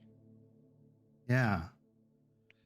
So, you know how I've been redoing the gardens at the Memorial Gardens. I've been redoing the plants and bushes there. Yeah. How's Well, that coming, by the way? slowly. I mean, after everything that was done, nothing's really. It's taken a lot to get anything to take root. Several attempts. The stuff that was trying to grow usually died off fairly quickly. But I reached out to a local organization that I found on the internet, kind of, grassroots group.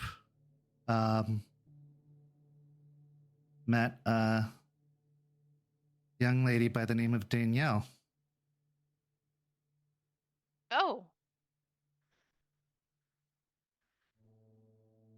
It's new, but we've gone out a couple of times and chatted a few times, and she's nice.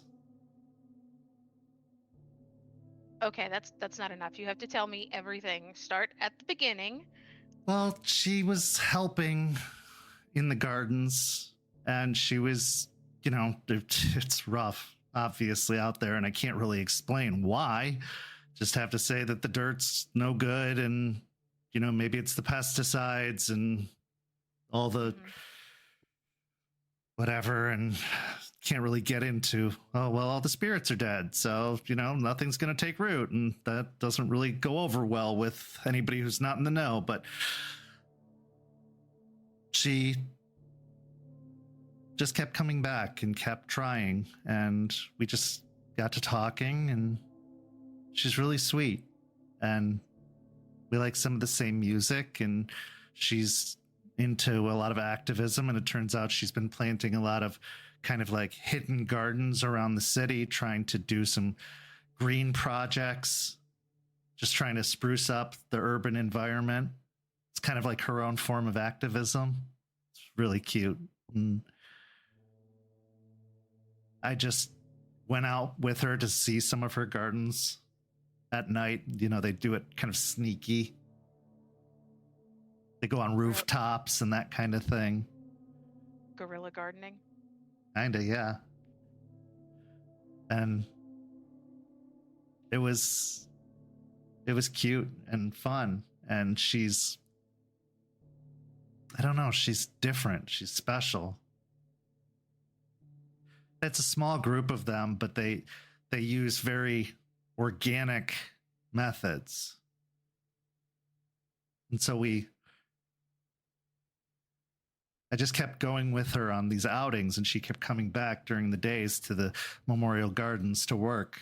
And it's just nice to meet somebody who's so open and carefree.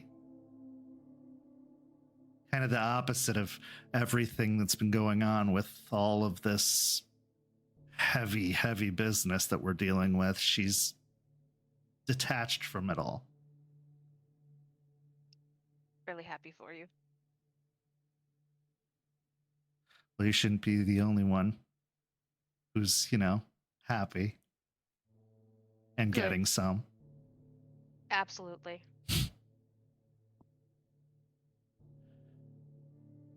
She's really nice, and I think you'd like her. Oh, hopefully I can meet her sometime. Yeah. But I'm glad that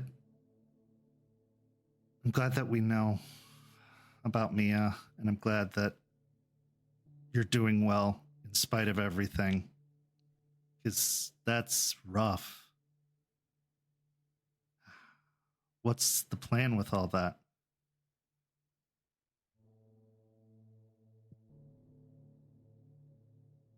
Well, not sure yet.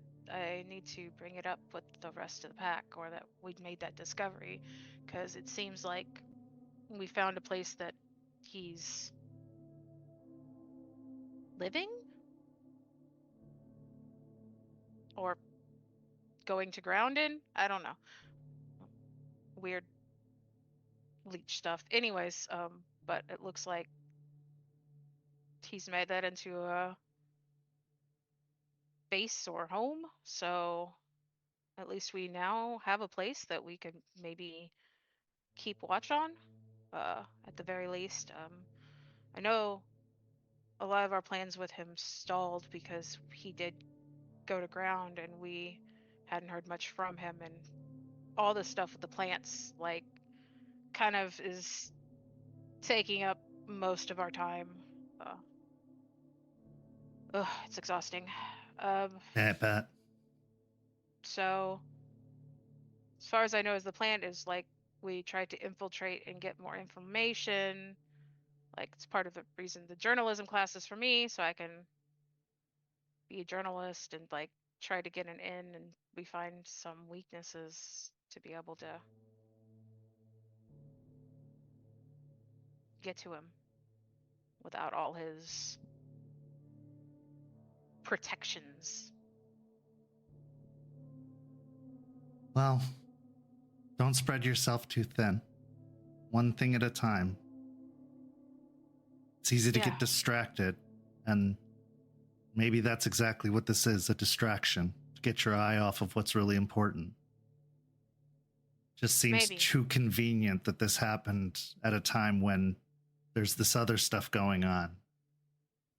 So just be aware. The last thing you need is to lose focus when all this other stuff is happening and people are getting sick. And I know how empathetic you are and how much you care. Bateman's not going anywhere. Yeah.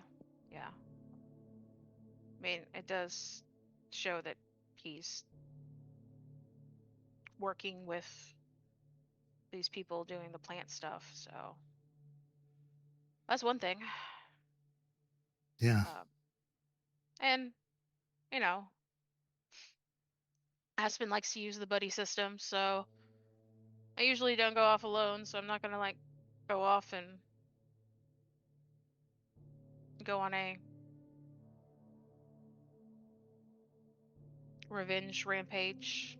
Yeah, but you're also really persuasive, Jess. And if you want to talk one of them into doing something stupid, if anyone's capable of it, you are. Fair.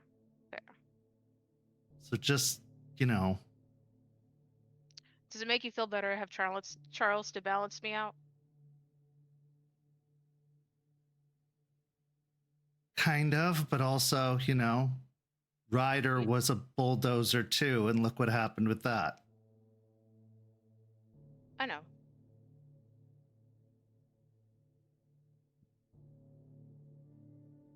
Just be careful. One thing at a time. But keep your eye on the other. That's all. Yeah. We definitely need to, the plants, focus on those as they're spreading. Speaking of which, if you and or Danielle are in a little plant group,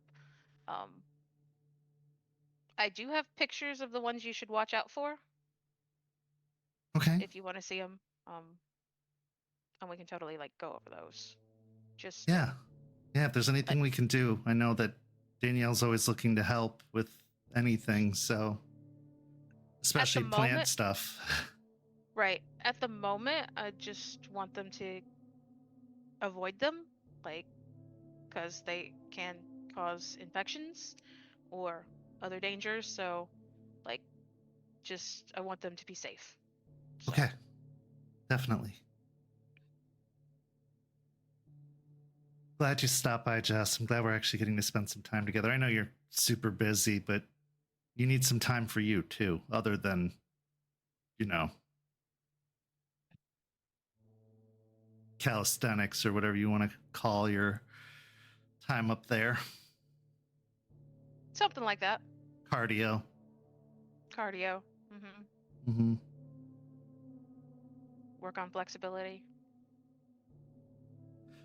So, I've been watching this show. on Netflix, and I think you'd really like it, so we should watch. I'm down. She grabs the remote and she grabs a blanket and she kind of scoots over on the couch to nestle next to you and throws the blanket over both of you and grabs the wine, pouring more into her glass and pouring more into your glass. I missed you. I missed you too. I wish I had more time, but this is good. This is good. I'll cuddle next to her and like move my arm over so like it's wrapped above, resting on the like back of the couch and just wine in one hand, cuddling. What's going through your mind as you spend a little quality time with Chloe?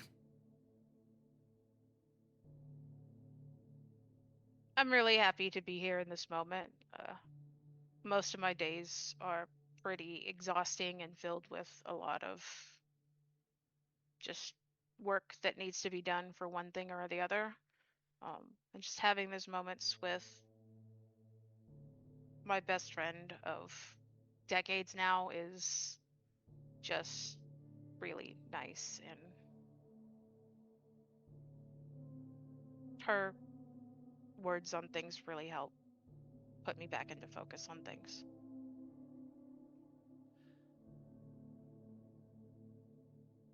Acceptance takes many forms, even if it's accepting that you need to take some time for yourself.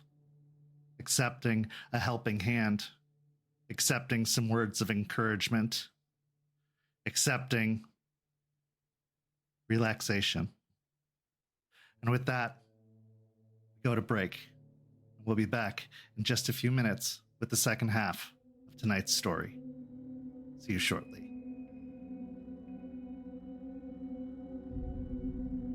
St. Petersburg by Night is brought to you through collaboration with our partnered vendors, Chromatic Creations, Banshee Artista, Ember Fox Dice, Devlin the Bard, Champs Tramps, Howlin' Hop Tea. Links to our partnered vendors as well as our Twitch and YouTube channels can be found on our website, stpetebynight.com. You can follow SPbN on all socials with the hashtag StPeteByNight. If you wish to support our program, you can do so at ko-fi.com/stpetebynight to help keep the stories rolling. And we're back. In the first half, Aspen made a call to Michigan to talk to the Sept leader from Hell, Red, to check in and see if there were any sources of cold iron to be found up in Michigan, as well as have a conversation about the new pack that has come to Tampa.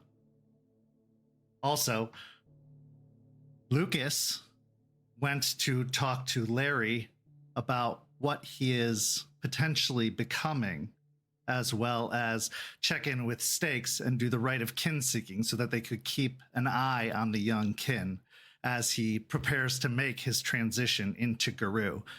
However, Larry doesn't seem to be taking too well to the idea that he will one day become a werewolf.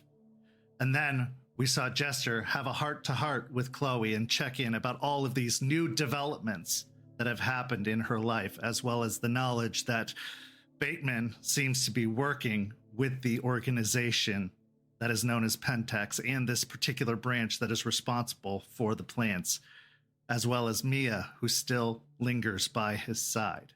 Now, in the second half, we start with Jace. Jace, you have been pretty much under lock and key at the cairn for some time since this infection has been ravaging your insides and has been cutting you off from the spirits, as it has been taking many treatments to keep it from getting you under the hive mind-like control that seems to be part of this infection. But that hasn't kept you from exploring other fascinations, such as this staff that has come into your possession, as well as all the curiosities and unusual effects that comes along with this staff, and the new information that Moses, the one who gifted you the staff, seems to not remember who you are after your last interaction. So it's about time you break free. You go it alone for a little while and skip the coop. So on this particular evening, you decide to leave the cairn, to get out into the city, and to be free for once, at least for an evening, to see what awaits you out there on your own. So first things first, are you taking the staff with you? Yeah, this staff will be coming with. He'll have made like a makeshift, almost like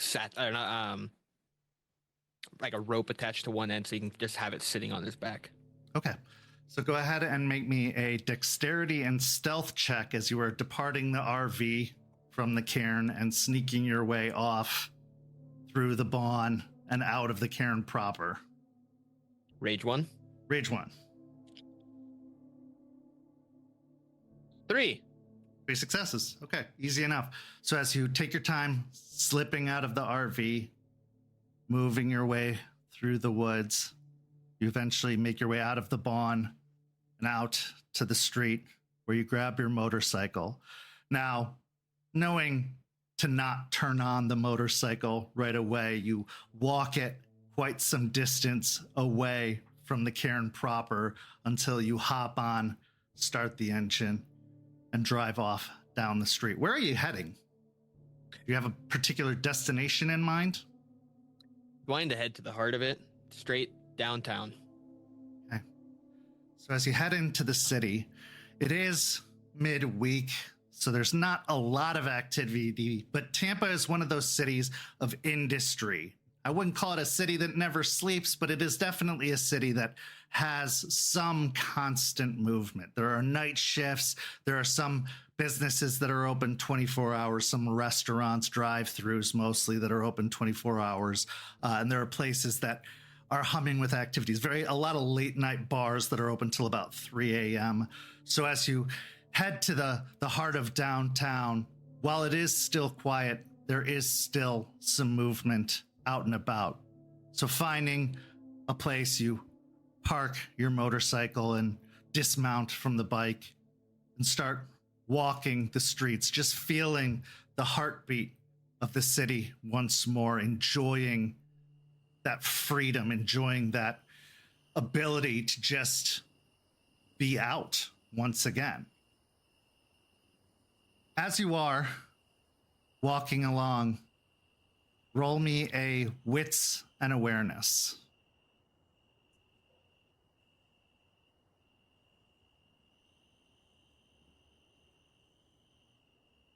Four with a crit.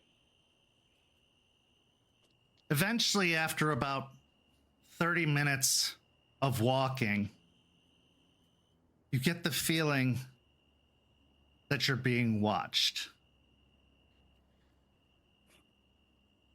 You decide to kind of shrug off that paranoia for a moment, but because it's a city and the city always has that feeling, but not to be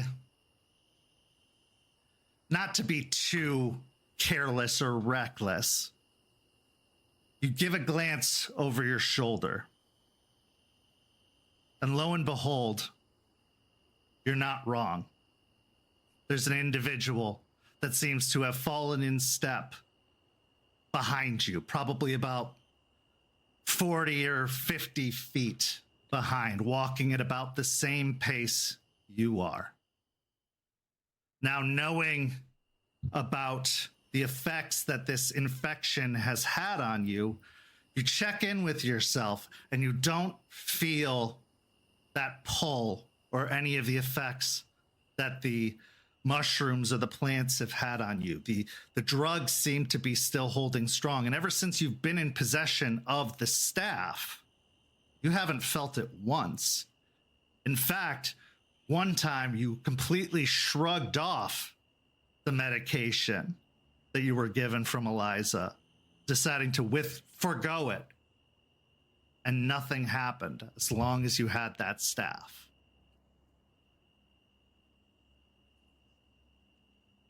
So, taking in what details you can over the shoulder, you see that this person is wearing a hoodie, hood pulled up, kind of rather ratty jeans, patchwork jeans, sneakers, hands in pockets, a t-shirt, loosely worn under the unzipped hoodie. Features are kind of hard to tell as they're shadowed with the hood pulled over their head and the street lights are casting shades over their face.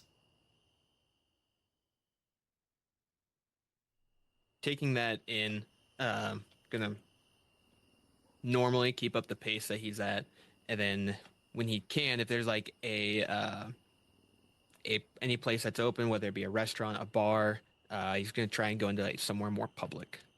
Okay, so as you reach a bar that is open, you step inside. It's a small Irish tavern, although it's really just an Irish themed tavern. You've been to one of these aplenty. It's O'Malley's. It's not anything too true blue Irish, but it's definitely got that Irish flair. Got a shamrock on the sign, and it's got all of the halogen signs advertising various alcohols. It's got a Guinness sign on the wall, and it's got artwork all over the walls.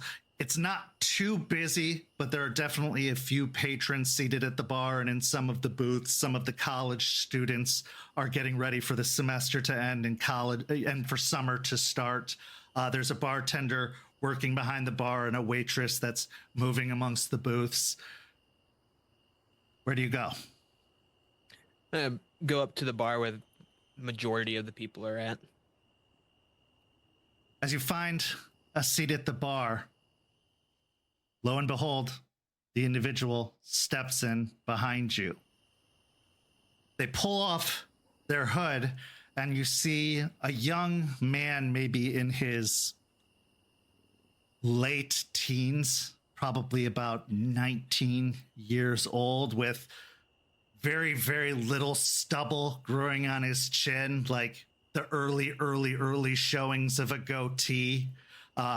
Rat's nest of hair atop his head, with the sides completely shaved all the way around, that it just looks like a kind of little nasty knot of hair on the top of his head, possibly what was once a mohawk that started to overgrow a little bit too much. He's got bags under his eyes as if he hasn't slept in a couple of days. Definitely probably hasn't showered either, as you can see that he's a little bit dirty, possibly some soot or smears on the side of his face from wiping off on his cheeks. But he, without hesitation, comes and sits on the stool at the bar next to you.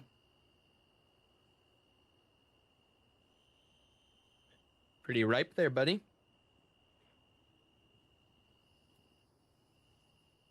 Everything's in place, just like you asked. What? Everything's in place, just like you asked.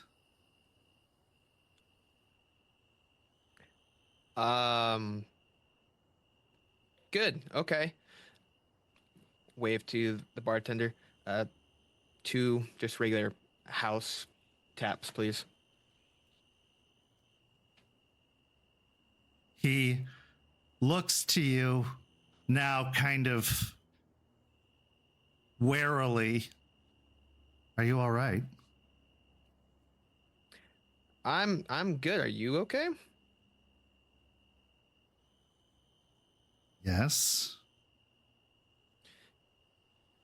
Then he kind of gets a realization dawn on him. Sorry, never mind. And he goes to hop off the stool and starts to make his way towards the door. Damn it. He'll take out a couple bills and slap them down. Sorry. That should cover. Keep the change. Follow the guy. As you head out the front door, you can see that he's already out on the sidewalk, moving rather quickly down the street.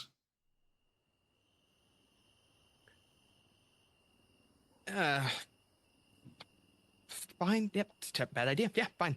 He'll start walking after him, trying to pick up the pace, not trying to make too much of a scene, but walking quickly.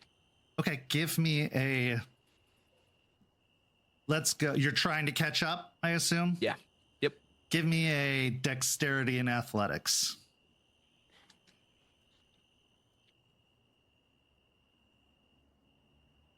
One. Okay. He is outpacing you pretty well. And at a certain juncture, he turns down an alleyway and disappears into the alleyway.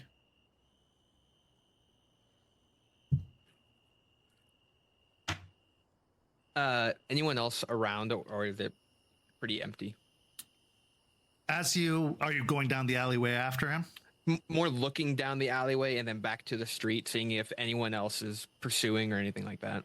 Give me a wits and investigation, since you're looking for something specific. 3. You don't see anybody pursuing. Nobody else seems to have fallen in step with you or is on your heels. And as you look down the alleyway, you don't see signs of anybody else at the moment.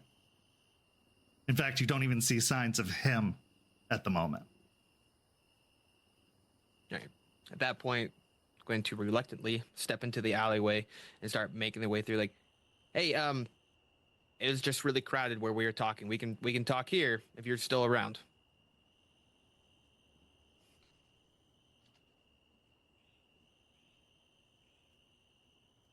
You step into the alleyway.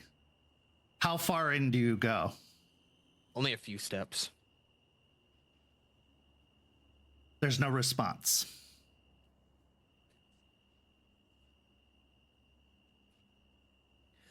Take a few more. Yep. I'm glad everything's in place. I just need to hear more about it. Take a few more. You're not the one. You hear an echoing response.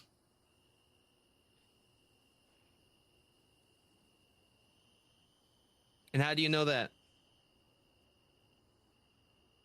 Because the one would know. So would that make you the one, since you know that I'm not the one?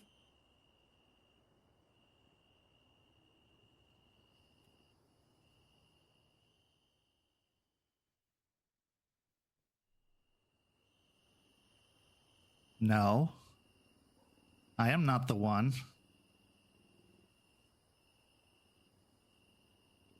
He who carries the staff is the one. But you are carrying the staff, yet you are not the one. Not now.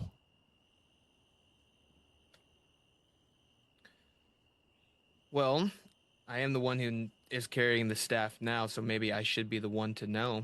Why don't you come out and talk to me face to face instead of me just talking to the walls here?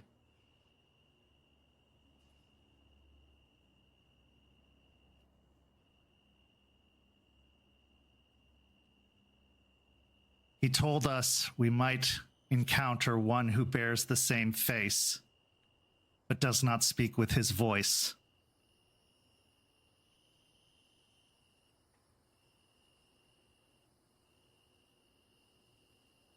Does he have a name?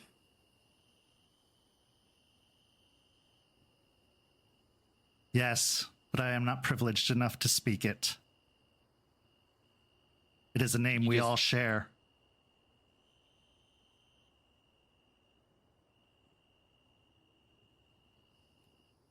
At this point, you hear another voice from the other side of the alley. Ah, Sarah!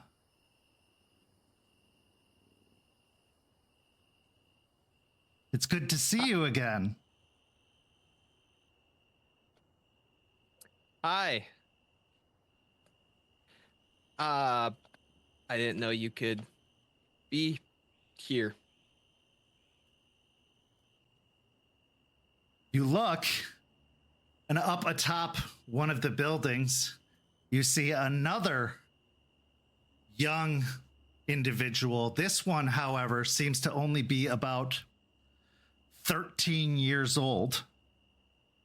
A young boy with long blonde hair, that comes down to their shoulders. Pimple-faced. They're wearing baggy jeans and a t-shirt that is way too big. I can only be here when I'm awake, Sarah.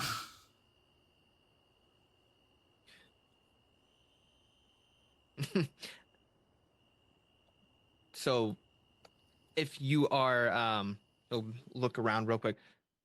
It'll whisper, but loud enough you can still hear on top. If you are Ravi, you were asleep last time? One must be asleep to be dreaming. Oh, okay. Well, okay. No, that's logical. Okay. I see he has decided to gift you. It is a mighty gift. Yeah, a gift I don't understand. Come, let us speak. You see him disappear on the rooftop, and then a few minutes later, appear at the far end of the alleyway. Much has developed since last we spoke, Sarah. Good development? That is all a matter of perspective. As is everything. Okay. Well, let's hear it. And it's good to see you, though you look drastically different than how I remember you. This is my current body. Current? Like, you change? Like, you have a bunch of different ones? No, this is just the one I am in present. And in my next incarnation, I will look quite different. Okay. All will make sense in time. Come with. And he turns and starts going down the T intersection at the end of the alleyway in a different direction. As you follow, he goes to what appears to be a parking lot at the end of the T intersection where there is a van waiting. As he reaches the van, you see by the driver's side door is the young man that you'd encountered in the bar who's waiting by the open driver's side door. Ravi walks up and pulls open the slide door to the windowless van and says, "Please, Sarah." I have a vehicle. You okay if I follow? I would ask you to extend a little trust, Sarah. I have not led you wrong this far. It's the overall presence of the van and, sorry, the look of a child telling me to get into a dark van. It's a little offsetting. Wouldn't it be more offsetting if it were the opposite way around, Sarah? Yep. Oh, they're going to kill me. Going to grab onto the rope, trying to situate the staff a little bit tighter and climb in. As you climb into the back, Ravi hops in with you and closes the door. The other young man climbs in the driver's side and turns on the engine. And the van pulls out of the parking lot and onto the street. As it's driving along, Ravi sits cross-legged on the ground, kind of looking up at you as he's this young boy and stares into your eyes. You must have questions. I am here to answer what I can while we take our journey. Okay. Some clarification on you're here when you're awake, but when you're sleeping, you're back in the place where I first met you. Am I understanding that correctly? That is correct. Okay. You, when awake, are a teenager, young person. Yes, my soul inhabits this body. in this incarnation. In previous incarnations, I have taken previous forms, previous bodies. But then when that body had finished, had aged and passed on, I was born into a new body. Okay, when you say incarnate, like I know in some histories, like the name travels on, and that's what they say, like incarnations. Or are you saying like you have been in several other bodies? I believe in a way that you would comprehend it is much like reincarnation.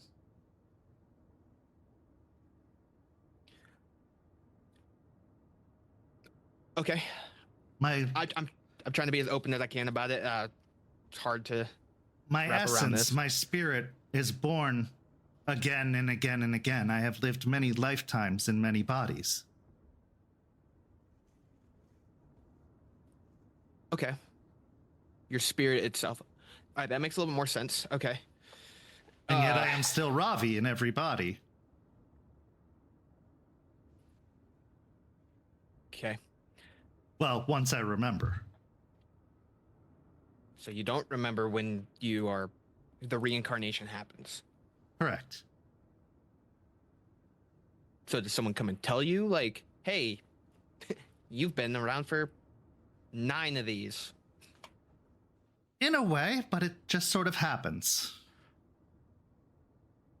That sounds a bit jaunting, but well, much I like get, when you change, Bate. I was gonna say that I kind of get it, just kind of springing on you, like this is you now.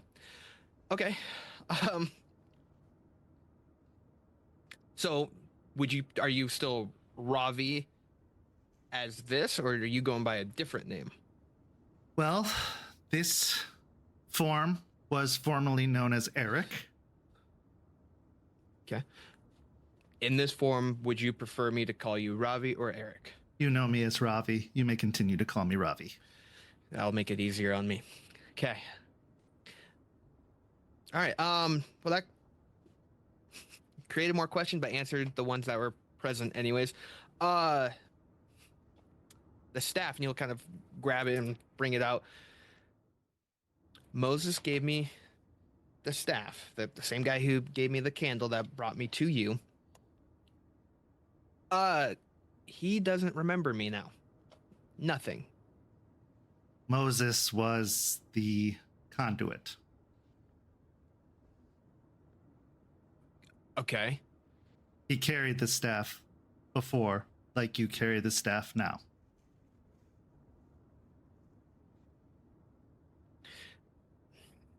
Okay, so you carry the staff and you take on what happens, or was there like a kind of what's happening with you, an incarnation that happened or reincarnation that happened? Well, you are not stuck with the staff. Right. It's not like it is bound to you. You may pass it on should you choose, but he chose and trusted you with the staff, and therefore he believes that you will keep it safe when he chooses not to visit. Do you know why I need to keep it safe? Is there someone after it? Well, partially to keep you safe. But also so that he can visit.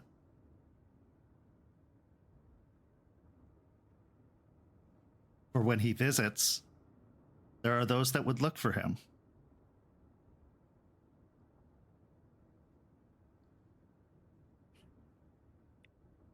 Father does not wish to be found.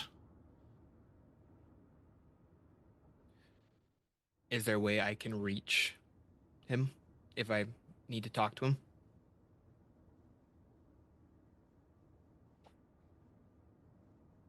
That is a little more complicated. He is with you, but he is a little harder to speak to. I suppose if you were to leave a message. It could be given to him when he decides to visit, but you would be otherwise disposed of when he was visiting.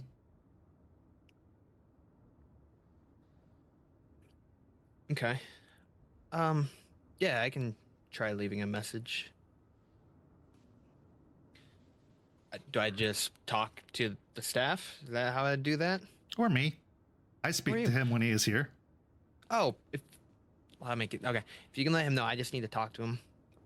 I have a bunch of questions as always, and I wanted to make sure that he is okay. He's fine. Okay. Why don't you ask me the questions? I have learned at his feet my entire existence. He is my father, after all. All right. He'll point to the other guy. That guy said everything's in place. What does that mean? That you will see with your own eyes when we arrive. All right, well... It is work you have been doing, after all. Well, he has been doing through you.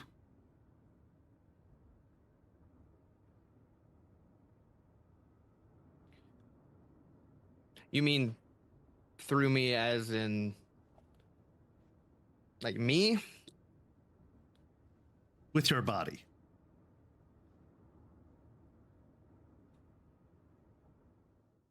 While you sleep, you have little use of it, so he has used it. Little use.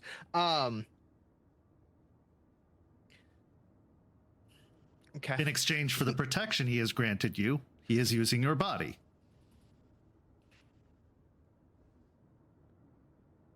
Won't lie, that's a little invasive. Would you prefer not to have the protection? No, the protection's nice. I won't lie that there has been less instances with that happening. Just odd to hear my body's being used for things that I wasn't aware of. It allows him to move about and not be recognized easier. How often is this happening? When you sleep. So, a lot. Okay, a lot. We're gonna bypass that overall. He'll roll the staff to the symbol that he knows to be the warding. This symbol I know. I'm trying to move past that. I know keeps things out. Yes. Can you elaborate on what it's keeping like at bay? Yes. That actually has to do with the work we are doing here.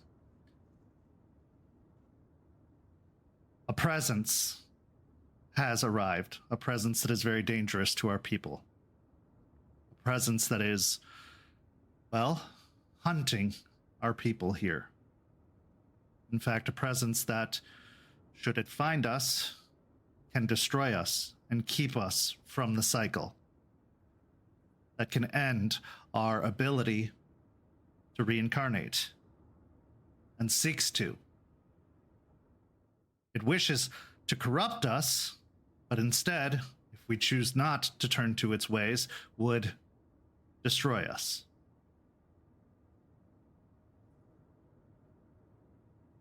And unlike your kind, we do not procreate. There are not more of us made. We are limited in number. That is why we are reborn time and time and time again. So to be destroyed is a terrible thing.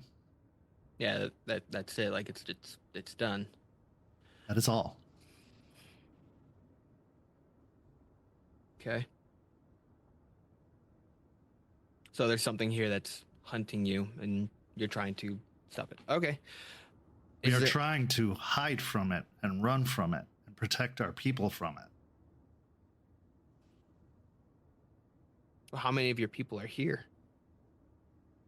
You shall see, Sarah. Okay. Well, let Moses know. Thank you for the warding.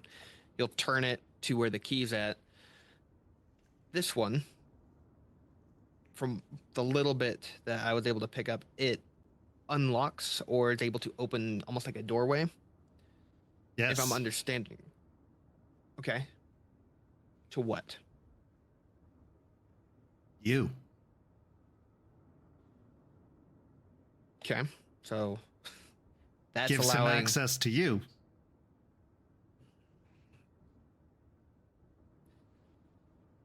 for the work that needs to be done. Yes. Okay. He'll turn it again. This I know it's about a folklore or something like that. Valor. Yeah. I did a little bit of digging. There's some stuff about it. Is what happened? Because from what it looks like, I was looking over this with a couple of my friends, and the staff trying to follow it almost looks like it has a path, a way that it is telling something. It just I can't I can't see the story that goes with this, but it looks like something happened here with Balor. Yes. Am I privy to that story on your perspective?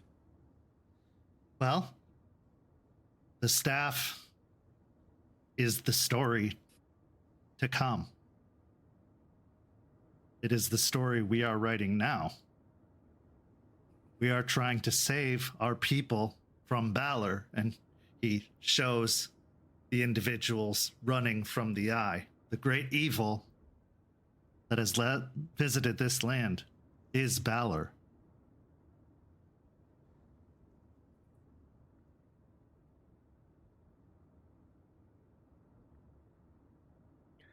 Okay.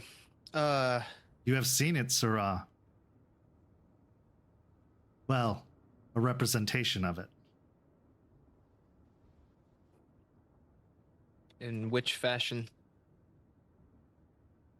We believe it has begun to manifest and corrupt.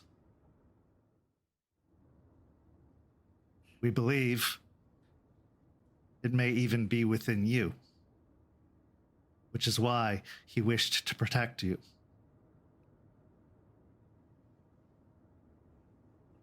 When you came to the dreaming, when we first met, he believed you had been touched by Balor. But you were not lost.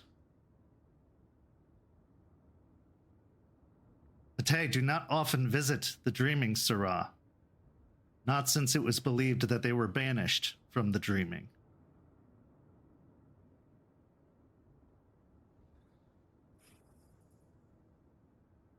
But yet, there you were.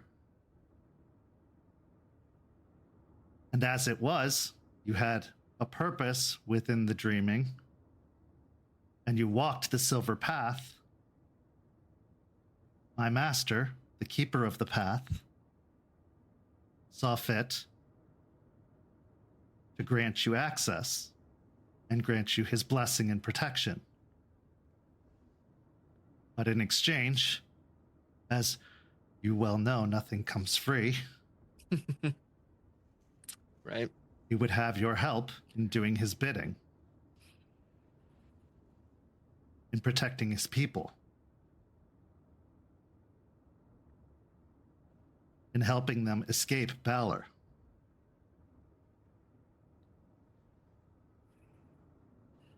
Okay. So an exchange, just not really brought to my personal attention until now.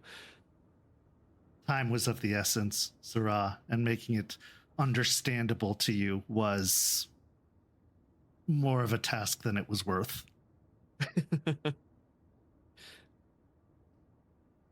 Future, using people's bodies as you want, not a great look. But in this context, I'm okay with it knowing it now, kinda. I'm still curious on what I was doing, or not, my body was doing. Uh, okay, so Valor, the corruption that's happening. You're running from it, you're hiding.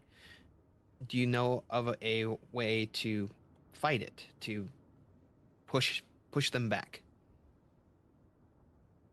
Yes. They are,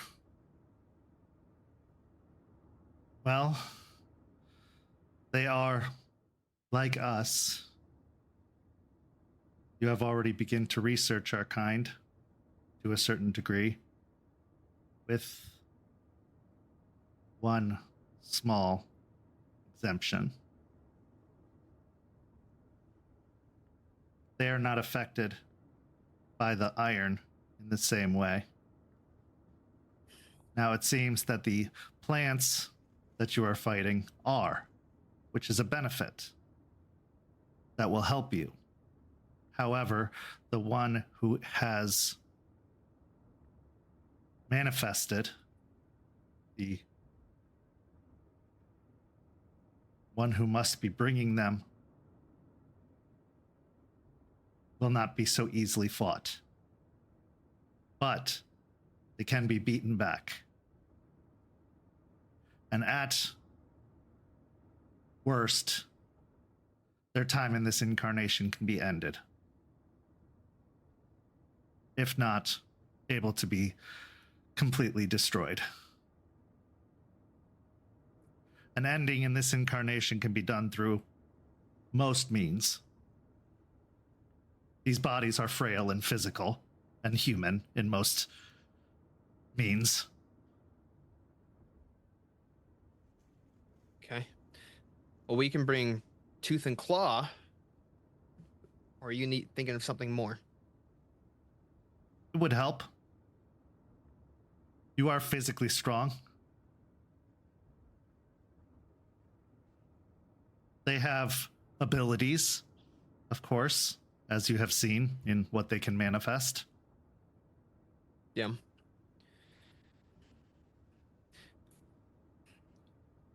The cold iron, saying with plants, should take care of it.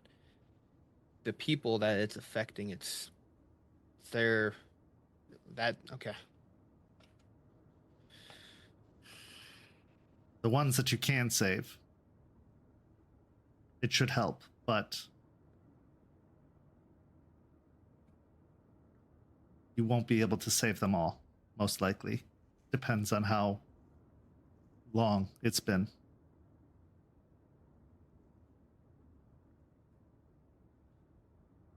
The corruption, how long it's been there to take him over? Okay. He has somehow infused banality into this world. Yeah. How? Like, I have a rough idea. I can touch things and I can kind of see how it got to a certain spot. But I don't understand wholly on how they're being pushed together. When what you call a bane infects a person, it becomes what you call a Fomori, yes? Right. Once the Bane has corrupted it enough, yes. Valor is the representation of the Fomorians. If anyone could bring banality to the world, it is Balor.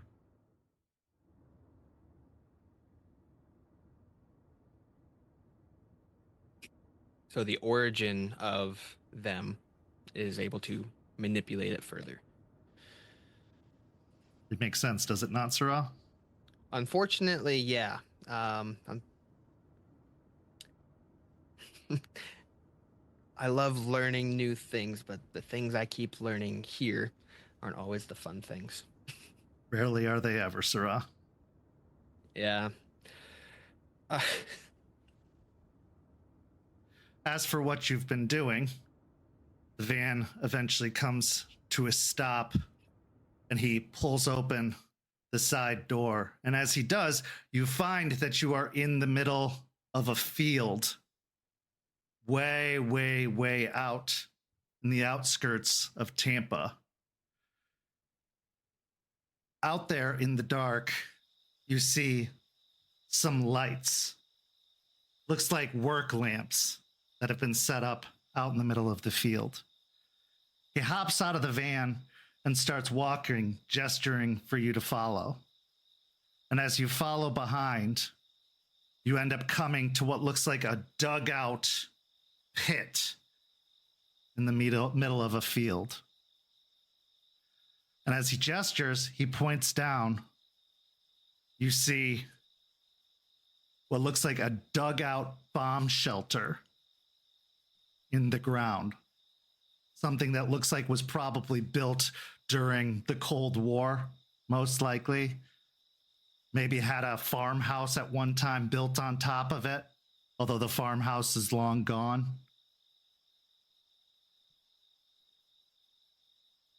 You found this, and were helping us dig it out. This is where we have been bringing our people. Well, he found this. But he couldn't use the body of the elder Moses. He needed something younger and more spry, physically capable. Yeah, so why not me? Okay. He walks down into the pit and goes to open the door. And as he does, you hear the sudden, loading of guns. And he goes, "Peace, friends." And you hear the guns being lowered. And as he opens the door, inside you see probably about 8 other individuals of varying size, age, and shape. Some as young as 16 or so, others as old as 80.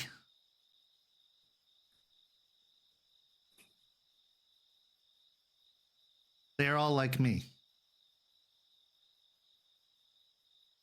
Some of them gasp, some even kneel upon seeing you. But then he says, "He is dreaming." And they go, "Oh," and they kind of shrug off and stand back up and kind of go back about their business. So 10 of you guys all together. At the 11, moment, if also counting me, I guess. we are not aware which of our brothers and sisters may still have not awoken yet.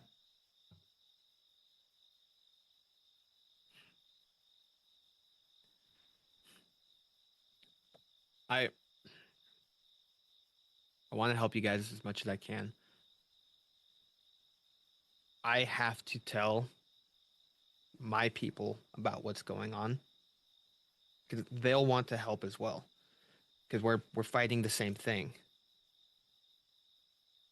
Now, where you guys are staying at, I can let them know also, but only if you want me to.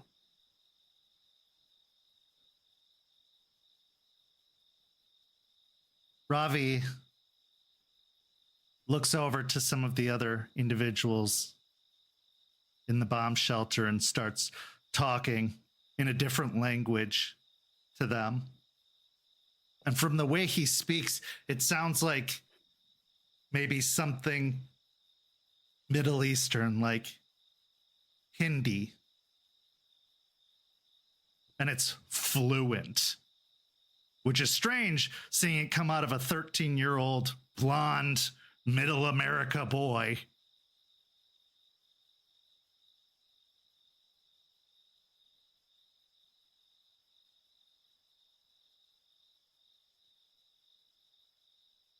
Then he turns back to you. For now, Sarah, we would prefer the shelter stay a secret and as few know as possible, but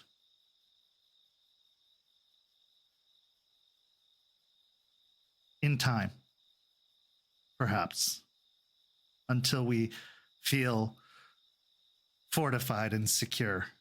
This is still very new. As you know, you have not possessed the staff for long, and we just recently finished digging out this place and starting to stay here. And we are still looking for our fellows. If one of them were to learn what you know, one of the followers of Balor were to find out, we would all surely be killed. Okay. I will keep this a secret until you tell me otherwise, or Moses leaves me a note. I don't know. But I will say the sooner that the others are aware of where you're at, if something were to happen, the sooner we could come and help. But I understand where you're coming from. Caution is advised, especially if there are more out there. But you can trust us. Like we will help you. We appreciate it. Once upon a time, we and the changing ones worked in harmony. And then, after the sundering, we fell out of favor with one another. But perhaps the Bate and us can find even footing once again. What's being built here is vastly different than how things used to be. From your previous incarnation, or even some of your oldest ones, this place is going to be different. And it's run by someone who is more understanding and willing to help those who are hurting, and will give chances for those in order to pull themselves out of the gesture, the hole. It's good to know. You must understand our caution. When you have lived many, many lives, knowing that it could all end in an instant, it is a frightening thought, especially in these times when it is quite literally on your doorstep.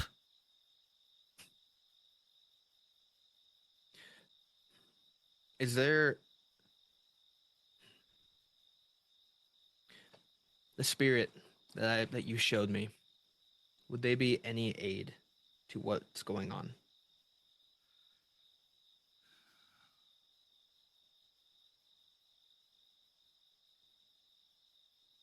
Very unlikely, not in this time. Okay. However, my master told me last he was, and he gestures to you, should you help us in this matter, even if the infection is cured, that key has multiple purposes.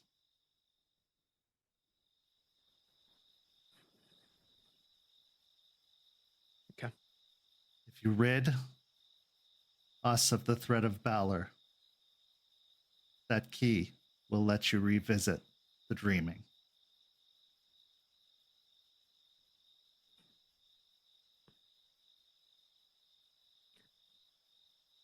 I don't speak for all of them, but you do have my help, and you'll stretch out his hand to Ravi. He reaches out and gives you a shake, his little 13-year-old hand, squeezing as hard as he can, but not accomplishing much at all.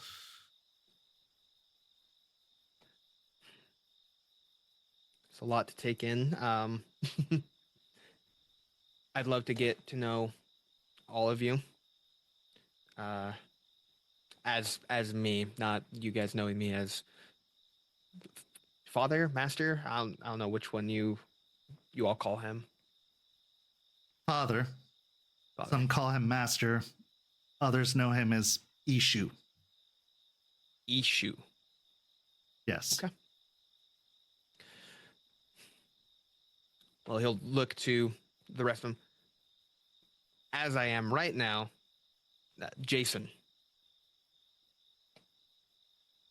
Thank you, Jason.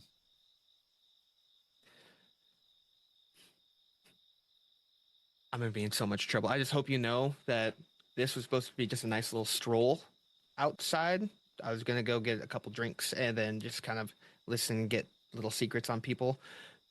Well, This, normally you are not awake this late or unaccompanied, so we thought we were dealing with Father and more work was to be done, and then it got complicated, but at least you know now. yeah, I would have been receptive to it. A note would have been, I would have had questions, but a note would have been fine. Like, hey, I'm using your body. Hope that's You fine. understand our discretion. I do. I do. We have a great deal at stake. Okay. The staff itself, I have to have it with me at all times in order to have it working. Is that correct? For its protection, yes. It Okay. is not like it is bound to you. Whoever possesses the staff possesses its protection and is a conduit of Ishu. Okay. Your friend, the elder one, he was the originator who carved it. Oh. He did great. This is very well done. That the Moses, the older guy, he okay? Like, should he be? Well, when he tried to use his magic, he did not know what he was doing and unfortunately had some effects on him that were irreversible, which is why my master saw fit to at least give him a peaceful life for a while. He will be fine, of course, but he doesn't remember much. No, he didn't remember me at all, which that first threw me for a loop. But he should be okay. Is there anything you need right now? Like, I'm here. Like, is there anything you need? Well, we do not have a great deal in the way of resources, so if you ever have food or anything to spare, it is greatly appreciated. This old bomb shelter did have some canned goods and the like, which have held us over, but the more we find, the less those resources hold out. Okay. He'll pull out his wallet and give whatever cash he has left and hand it to Robbie. Use this to buy what you need. I'll see what I can do about getting some food and something out here for you guys. I can't get that done, obviously, quickly. It's going to take a little bit of time, but I will We see what I can understand, do. Sarah. We are surviving, and we will be fine. I'll make sure you guys make it. We are grateful. And thank you for keeping our secret. We know this makes things more complicated than they already are, but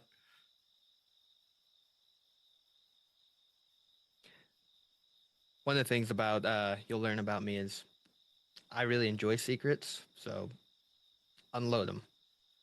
well, as they say, this is a doozy. Yes, yes, it is. But I will keep this end of the secret. I'll let them know what you're up against and what we're up against. Very Now, good. I should get back. Yes. My friend will give you a ride back to your motorcycle. Well, wave to everyone. It's nice meeting you all, seeing you all again, I guess.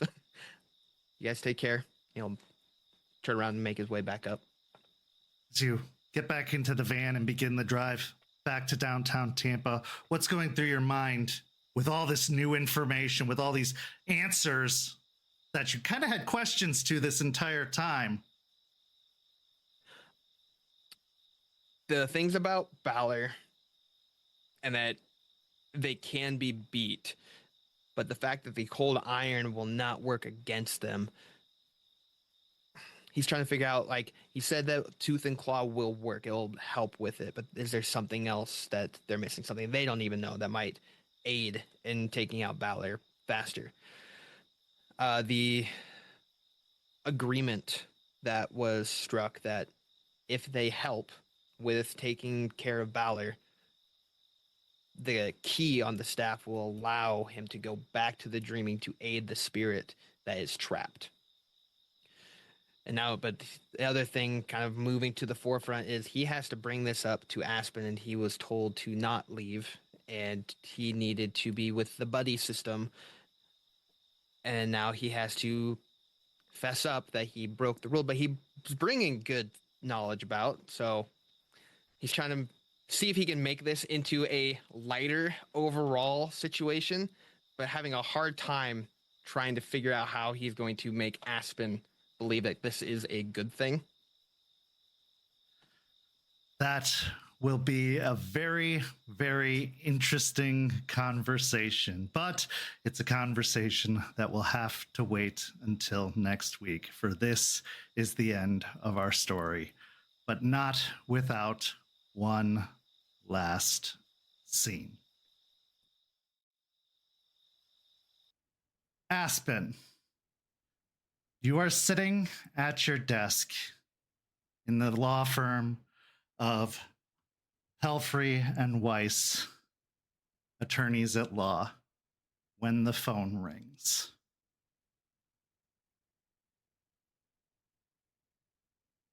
I will answer it.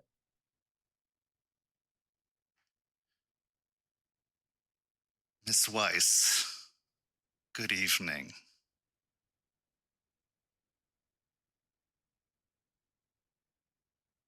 Good evening.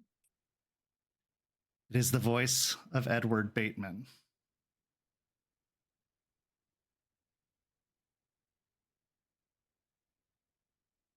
I think we should meet. We have some very, very important business to discuss. I would say so. When?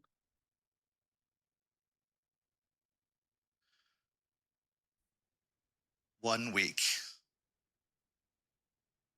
Neutral territory of your choosing. I'll play fair if you do.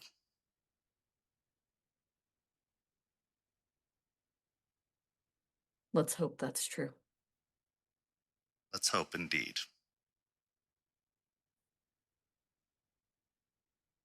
And that's where our story comes to a close. Thank you so much to these amazing players. Thank you so much to everybody watching at home. Go follow St. Pete by Night on all of the social media listed down below, and come join our community by following that Discord link. You can take part in amazing activities, and you can have amazing discussions with our amazing community members for these amazing players. I'm Kent. Thank you for joining us, and we'll see you next time. Have a lovely evening, everyone, and go tune into Hell Hounds on Friday on YouTube, and come back for another episode of Rage Across Tampa on Tuesday. Have a good night, everyone.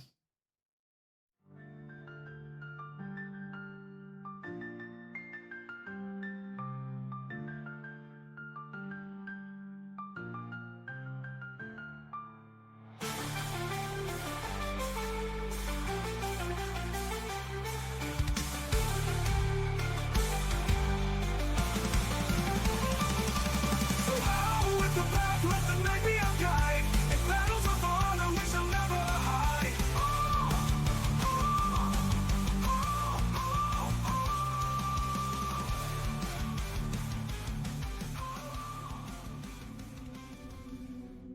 This has been a St. Petersburg by Night production. Rage Across Tampa is produced in agreement with the World of Darkness and Dark Pack. The storyteller for Rage Across Tampa is Kent. Tonight's characters were voiced by Preston, Champ, Noree, and Weiss. Visit our website at stpbnight.com for more information about all of our productions and how you can become part of our community. Thank you for listening. Until next time, fangs, stakes, and claws out.